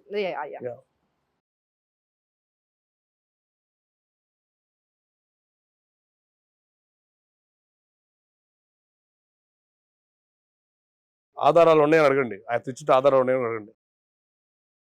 హలో హలో పూనం గారు, నమస్తే అండి. This is Sangeethika from Suvarna media. Yeah అండి, ఇక్కడ మేము మీరు అప్పట్లో కోటి యాదవ్ గారి పైన కేసు పెట్టారు కదా. I don't know. I don't really remember. You don't really remember? కోటి యాదవ్ గారు మీ పైన సోషల్ మీడియాలో రాంగ్ పోస్ట్లు చేశారని చెప్పి కేసు పెట్టారు కదా. చాలా మంది. I told the police people that you have to do it, Ani. And what is it about right now? నా కోటి గారు ఇప్పుడు నాతో పాటు ఇంటర్వ్యూలో ఉన్నారు. సో ఆ కేసు ఎంత వరకు వచ్చింది అని కనుక్కుందామనండి. ఆమె జర్నలిస్ట్. ఏంటండి, పోలీస్ కి కాల్ చేయండి అని చెప్తున్నారు. ఇక్కడే కాదు, నీకు ఇంకే నెంబర్ బ్రహ్మరాయణ ఎవరి నెంబర్ ఇస్తాను నేను. మనదంతా వైట్ పేపర్ ఉంటుంది. నీకు ఇప్పుడు అమ్మాయి ఫేక్ కేసు అని పోలీసులే పక్కన పెట్టారు. నీకేం మాట్లాడింది ఇప్పుడు అమ్మాయి నీతో ఏమైనా డిస్కస్ చేస్తే నేను మాట్లాడేవాడిని. నీకు క్లియర్ గా మొత్తం ఇప్పుడు అమ్మాయి మాట్లాడితే బాగుండేది. గుర్తులేదు అంటున్నారు, ఎంత పెద్ద పులిహోర మాటలు ఎందుకమ్మా. ఇప్పుడు నువ్వు వెళ్ళి స్టేషన్కి వెళ్ళి కంప్లైంట్ పెట్టి నీకు ఇప్పుడు గుర్తుండదా? ఇప్పుడు ఇంటర్వ్యూలో ఉన్నాను సార్, నువ్వు అనకపోతే బాగుండేది. నువ్వు అనవసరంగా అన్నావు అన్నమాట. ఇంటర్వ్యూలో ఉన్నారు మా ఎదురు, అనకపోతే బాగుండేది. ఇంకోటి చెప్పేదేమో. సో అలా అన్నమాట. మొత్తం ఎందుకు రెస్పాండ్ అవ్వట్లేదు? తప్పు చేయనప్పుడు ఎవరైనా సరే నేనున్నా ఏదైనా మాట్లాడతాను. మరి తప్పు చేసినప్పుడు ఎవరైనా సరే అలా ఉంటది, సమాధానం ఉండదు అమ్మాయి దగ్గర. తను కూడా అంటే సడన్ గా కాల్ చేసాం కదా, కొంచెం సడన్ గా నువ్వు అడిగిన క్వశ్చన్ నేను సమాధానం చెప్పట్లేదు. సడన్ గా నేను ప్రిపేర్ అయ్యి చెప్తున్నాను. ఏమన్నా ఏముండదు, ఇక్కడ ఒకటి ఇక్కడ ఒకటి ఉండకూడదు. ఎప్పుడైనా ఒక క్యారెక్టర్ ఉండాలి లైఫ్ లో. Right Yeah. రైట్. సో మొత్తాన్ని ప్రూవ్ చేసుకున్నారనమాట నేను- మీరు నిజమని. నేను మీకు అందరి దగ్గర ప్రూవ్ చేసుకోవాల్సిన అవసరంలా, పైన ఆయన చూస్తుంటాడని చెప్పే కదా, ఆయనకు తెలిస్తే చాలు. ఫెంటాస్టిక్. సో ఫ్యామిలీ ఇప్పుడు ఇవన్నీ గొడవలు ఇన్ని కాంట్రవర్సీలు జరుగుతుంటాయి కదా మీ పైన. Yeah. సో లైక్ ఈ అమ్మాయిల ఇష్యూ దగ్గర నుంచి పెద్ద పెద్ద సెటిల్మెంట్స్, ఆ పంచాయతీలు, రోజు ఇంత ప్రెషర్. సో ఫ్యామిలీని ఎలా మేనేజ్ చేస్తుంటారు మీరు? నాకు ప్రెజర్ అంటూ ఉండదు. నాకు ఇంట్లో ఇంట్లో వాళ్ళు ఏమనరా? మీ వైఫ్ ఏమనరా? నా వైఫ్ చెప్పాలంటే మాకు 2 అబ్బాయిలు ఉన్నారు కదా, నాకు 2 అబ్బాయిలు. ఆ అమ్మాయి కూడా ఒక అమ్మాయి లాగా అనమాట. మా హౌస్ ఏంటో, హౌస్ వైఫ్ ఏంటో, పిల్లలు ఏంటో మేము తప్ప ఆ అమ్మాయికి వేరే ప్రపంచం ఉండదు. సరదాగా టీవీ సీరియల్ చూసుకున్నావా, చుట్టాల బంధువులతో మాట్లాడుకున్నావా, మా అమ్మలతో మాట్లాడుకున్నావా, మా పిల్లలు చూసుకున్నావా, ఇది తప్ప వేరేది ఉండదు. కాకపోతే ఏంటంటే వాళ్ళందరికీ ఒక నమ్మకం, నా చుట్టూ బంధువులకు కానీ మా స్నేహితులకు అందరికీ ఏంటంటే కోటి అనేవాడు న్యాయంగా ధర్మంగా ఉంటాడు, అబద్ధాలు ఆడు, క్యారెక్టర్ తప్పడు, ఉన్నదన్నట్టే మాట్లాడు తప్ప వాడికి ఇక్కడ ఉండదు అనేది తెలుసు. అలాగే మా ఇంట్లో వాళ్ళకి కూడా ఏంటంటే బాధపడ్డ రోజులు ఉన్నాయి. బాధపడ్డ రోజులు లేనప్పుడు నేను జైల్లో ఉన్నాను, పిల్లలు చిన్నపిల్లలు, డాడీ ఏడని అడుగుతారు. అడిగినప్పుడు వాళ్ళు ఏం చెప్తారు, నేను ఫోన్లో మాట్లాడుతున్నాను కాబట్టి నా ఫోన్ సౌకర్యం ఉంది కాబట్టి నేను ఫారిన్లో ఉన్నాను, తర్వాత వస్తాను, 2 రోజులు వస్తాను చెప్పి వాళ్ళతో మాట్లాడేవాడిని. ఎవ్రీడే మాట్లాడేవాడిని. ఎప్పుడు వస్తున్నావు డాడీ అనేవాళ్ళు. జైల్లో ఉన్నారని తెలియదు. ఏ రోజు కూడా నేను జైలుకి వెళ్ళిన తర్వాత ఏ రోజు కూడా వాళ్ళని మా జైలు దగ్గరికి వాళ్ళ పిల్లల్ని పిలిపించుకోవడం, వాళ్ళని చూడటం కూడా నేను ఎప్పుడు చేయను. అసలు ఆ ప్రభావం వాళ్ళ మీద పన్నీయలేదు. పిల్లలు ఎదిగేసరికి ఒక 8-9 ఇయర్స్ వచ్చేసరికి అన్ని క్లోజ్ చేసుకున్నా. రేపొద్దు ఫ్యూచర్లో ఇప్పుడు నేను నా జరిగిన మొత్తం నేను ఏదో చెప్పాను నా పిల్లలకు మొత్తం తెలుసు. ఎందుకంటే రేపొద్దు నా పిల్లలకు కూడా నేను చెప్పకపోతే, ఇవన్నీ జరిగిన చెప్పకపోతే రేపొద్దు వేరే వాళ్ళు చెప్పే ప్రభావం వాళ్ళ మీద పడకూడదు. అది నాదంతా నా ఇంట్లో వాళ్ళకి చెప్తాను, నా పిల్లలకు చెప్తాను, మీకు చెప్పాను, నా ఫ్యామిలీ, నా ఫ్రెండ్స్ అందరికీ చెప్తాను. నేను వద్దు, జైలు జీవితం వద్దంటాను. ఆ కష్టాలు నేను పడ్డ బాధలు అవన్నీ నేను మా మిస్సెస్, మా పిల్లలు అందరూ అనుభవించారు ఆ టైంలో కూడా జైల్లో ఉన్నప్పుడు. మా అమ్మ కానీ, మా నాన్న కానీ, మా బ్రదర్స్ కానీ అందరూ రిస్కులు ఫేస్ చేశారు. ఎందుకంటే నేను ఒక కొడుకు లోపల ఉండి వాడి గురించి పేపర్లో, టీవీల్లో పూర్ణం కవరు ఢుమ్ ఢా ఢన్ ఢా అని వస్తున్నప్పుడు చూసి ఎలా ఉంటుంది, ఇవన్నీ కేసులు అన్నప్పుడు కొద్ది బాధకరంగా ఉంటుంది కదా. చుట్టాలు బంధువులు ఈడేంది ఇంకా మారలేదా, అమ్మ ఈడు మటర్లు చేస్తాను ఇంకా తిరుగుతున్నాడు ఇది అనుకుంటారు. అలా అటువంటి లైఫ్ని, అటువంటి అంటే మా బంధువులు కూడా ఈడు మా అన్న కొడుకు లేకపోతే మావోడు మా క్యాస్ట్ అని చెప్పుకోవడానికి ఇబ్బంది పడ్డారు అప్పట్లో. ఆ లైఫ్ని మళ్ళీ మార్చుకోవాలంటే మూవీ ఇండస్ట్రీ. ఈ ఊరు ఎమ్మెల్యే పక్క ఊరు వెళ్తే ఇవి గౌరవించడం అన్ని, ఈ ఎంపీని గౌరవించడం. సినిమా అనేది ఒక క్రేజ్ అనమాట. అందుకని సీరియల్లో సినిమాలు యాక్ట్ చేసుకుంటూ 10 మందికి సర్వీస్ చేస్తుంటే సోషల్ వర్కర్ అంటున్నారు. ఇప్పుడు నేను సినిమాలో సీరియల్ యాక్ట్ చేస్తే యాక్టర్ అంటున్నారు. ఇప్పుడు ఏమంటున్నారు, రౌడీ షీటర్ అన్ని పోయి సోషల్ వర్కర్ యాక్టర్ అంటున్నారు. ఇప్పుడు ఒకప్పుడు మనవాడే చెప్పుకోవడానికి ఇటు మనవాడని చెప్తూ వచ్చి సెల్ఫీలు తీసుకుంటున్నారు. ఇప్పుడు ఆ లైఫ్ ను మళ్ళీ నేను డిజైన్ చేసుకున్నాను అట్లా. సో మీరు ఒక మంచి ఇన్స్పిరేషన్ అయితే. సో ఎలా పాతాళానికి వెళ్ళిపోయినా సరే దాన్ని మళ్ళీ దాని నుంచి పైకి లేవచ్చు అని చెప్పి 100%. అందుకని చెప్పేది, సమస్య వచ్చిందంటే పారిపోకూడదు, భయపడకూడదు. ప్రతి దానికి మన తాళం ఉన్నది, తాళం కప్పకి తాళం ఎట్లా ఉంటుందో ఓపెన్ అనేది, ప్రతి సమస్యకి పరిష్కారం ఉంటుంది. ఎక్కడో దగ్గర ఉంటుంది, ఆలోచించాలా, దాన్ని పరిష్కారం క్లోజ్ చేసుకోవాలి తప్ప భయపడి ఏడ్చి బాధపడి డిప్రెషన్ లోకి వెళ్ళి అసలు అటువంటి వద్దు. మా పిల్లలు మేము అదే అంటాం మా ఇంట్లో కూడా, ఈ రోజు మీరు ఏదైనా తినాలనుకుంటున్నారా, అది 5,000 రూపాయలు పర్లేదు, ఇప్పుడు తినేయండి, రేపు వాయిదా వద్దు, సినిమాకి వెళ్ళండి, సరదాగా వెళ్ళండి. ఏది కూడా మనం బతికేది చాలా చిన్న లైఫ్. మనకన్నా ముందు మా తాతలు ముత్తాతలు మా వాళ్ళందరూ వచ్చిపోయారు, నేను వచ్చే తర్వాత మా పిల్లలు, ఆ తర్వాత వాళ్ళ పిల్లలు, యుగ వాళ్ళందరూ కూడా మనందరూ వచ్చిపోతా ఉంటాం. ఈ యొక్క సృష్టి శాశ్వతం, మన శాశ్వతం కాదు కదా. సో మొత్తానికి ఆధ్యాత్మికత, ఈ వేదాంతాల సైడ్ గా ఇలా టర్న్ అయిపోయారన్నమాట. వేదాంత నిజాలు, ఆధ్యాత్మిక వేదాలు అంటే భౌతిక శ్లోకం చెప్పలా, నేను బైబుల్ ఖురాన్ చెప్పలా, చెప్తుంటారు కదా, నిజాలు మాట్లాడతాం. నేను మాట్లాడిందంటే ఏదైనా సరే వేదాలు అనుకుంటే చాయిస్. ఇంకా ఫెంటాస్టిక్ అండ్ ఇంకోటి, మీరు ఇంత సర్కిల్ ఉంటది, మీరు ప్రతి అంటే సినిమా ఇండస్ట్రీ అయినా ఇటు ఇదైనా సరే సోషలైజింగ్ అనేది చాలా ఇంపార్టెంట్. ఈ మధ్య సోషలైజింగ్ అని అంటే డ్రింకింగ్, స్మోకింగ్, ఇది లేకపోతే ఎవరితో కలవట్లేదు సరిగ్గా. సో ఒక స్మోక్ చేస్తేనే వాళ్ళు ఫ్రెండ్స్ అవుతారు, లేకపోతే డ్రింక్ చేస్తే అవుతారు. మీరు ఎలా ఆ అలవాట్ల నుంచి తప్పించుకున్నారు? నాకు మీరు డ్రింక్ స్మోకింగ్ అలవాట్లేదు మీకు? నాకేంటంటే చెప్పనా, మా నాన్న ఫుల్ డ్రింక్ చేశారని చెప్పా కదా, మా కోట కూడా మా నాన్న తాగేశాడు ఆల్రెడీ. అర్థమైందా? ఇప్పుడు మా ఫాదర్ చేయలేని పని నేను చెయ్యాలంటే నాకు కొన్ని గోల్స్ ఉంటాయి. ప్రతి మనిషికి, నాకైనా, ముఖేష్ అంబానీకైనా, ఎలన్ మాస్క్ అయినా, రతన్ టాటాకైనా, నీకైనా, ఎవరికైనా కూడా 24 hours టైం ఉండేది. ఈ 24 hours టైంలో మనం మహా అయితే 16 hours 17 hours కష్టపడతాం. మా ఇంటికి వెళ్ళి ప్రెస్ స్నానం చేసి ఒక 6 hours స్లీప్ తీస్తాం. ఆ టైం అనేది మనం వినియోగించుకోవాలి. ఈ టైంని మా నాన్న టైం అంతా ఏం చేశాడంటే, మా టైం కూడా మా నాన్న వాడేసుకున్నాడు. డైలీ తిప్పడం, క్వార్టర్ వేయటం, ఒక 3-4 ఫ్రెండ్స్ కూర్చోబెడితే ఏం తాగేది క్వార్టర్ అయితే 10 క్వార్టర్లు తాపిస్తాడు. సంవత్సరానికి ఒక 2 ఎకరాలు రాసిచ్చాడు వైన్ షాప్ కి. జోక్ కాదు, సీరియస్. మీరు ఊర్లో కనుక్కోవచ్చు. ఎవరి ఇయర్ ఖాతా ఉంటుంది వైన్ షాపులో, తీస్తారంటే తీసుకొస్తారు. సంవత్సరం 2 ఎకరాలు వైన్ షాప్ రాసిచ్చాడు, చిల్లర కొట్టు తల 2 ఎకరాలు రాసిచ్చాడు. అట్లా మా కోట ఏంటంటే మా నాన్న తాగేసాడు కాబట్టి నాది లేదు ప్రస్తుతానికి. అందుకని నా లైఫ్లో కొన్ని గోల్స్ ఉంటాయి కాబట్టి క్లారిటీగా ఉన్నా. కానీ మళ్ళీ నా గెస్ట్ హౌస్లో ఇక్కడ ఇంటి దగ్గర నాకు ఫుల్ బాటిల్స్ ఉంటాయి. ఫారిన్ నుంచి చాలా మంది ఫ్రెండ్స్ తీసుకొస్తారు, అన్ని తెస్తారు. ఏమైనా తాగే వాళ్ళు వస్తే అన్న ఏం తాగుతావు, బీర్ తాగుతావు, ఏం తాగుతావు, సరదాగా ఇస్తా, తాగను. సరదా తాగమంటాను, లిమిట్గా తాగమంటాను. ఏదిగో ఎక్కువ చేసుకోవద్దు, ఎందుకు హెల్త్ ఇష్యూ కదా, హెల్త్ అనేది మెయిన్. అన్నిటికన్నా ధనం కన్నా అన్నిటికన్నా ఆరోగ్యం గొప్ప కాబట్టి ఆరోగ్యం జాగ్రత్త చూసుకోవాలి. అట్లా అందుకనే నేను మా చిన్నప్పటి నుంచి మా నాన్నని వీళ్ళందరూ చూశాను కాబట్టి వాటి కొంచెం దూరంగా ఉన్నాం.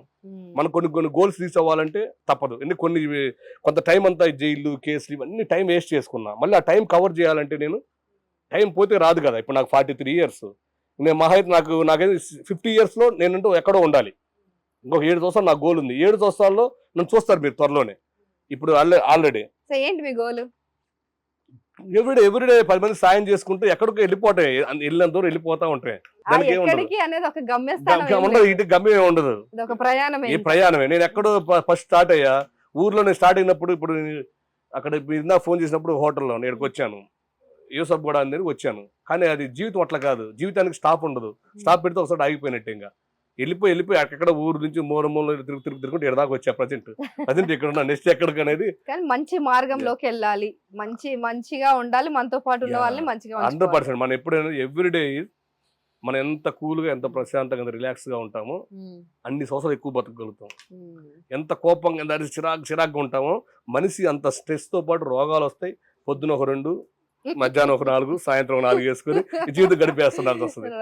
అట్లా సో సూపర్ అండి. మీ పిల్లలు కూడా వాళ్ళని చూసినప్పుడు అదే అనిపిస్తుంది, ఎంత చిల్ ఉంటారు అసలు. ఫాదర్ సన్ కూడా రిలేషన్ చాలా, అసలు ప్రతి ఒక్క సీక్రెట్స్ కూడా ఏమి ఉండవు మీ ఫ్యామిలీలో అసలు. అంత అంటే ఆ ఫ్యామిలీని కూడా ఒక కొలిక్కి తీసుకొచ్చి మంచి ఒక happy family, happy life lead చేస్తున్నారు.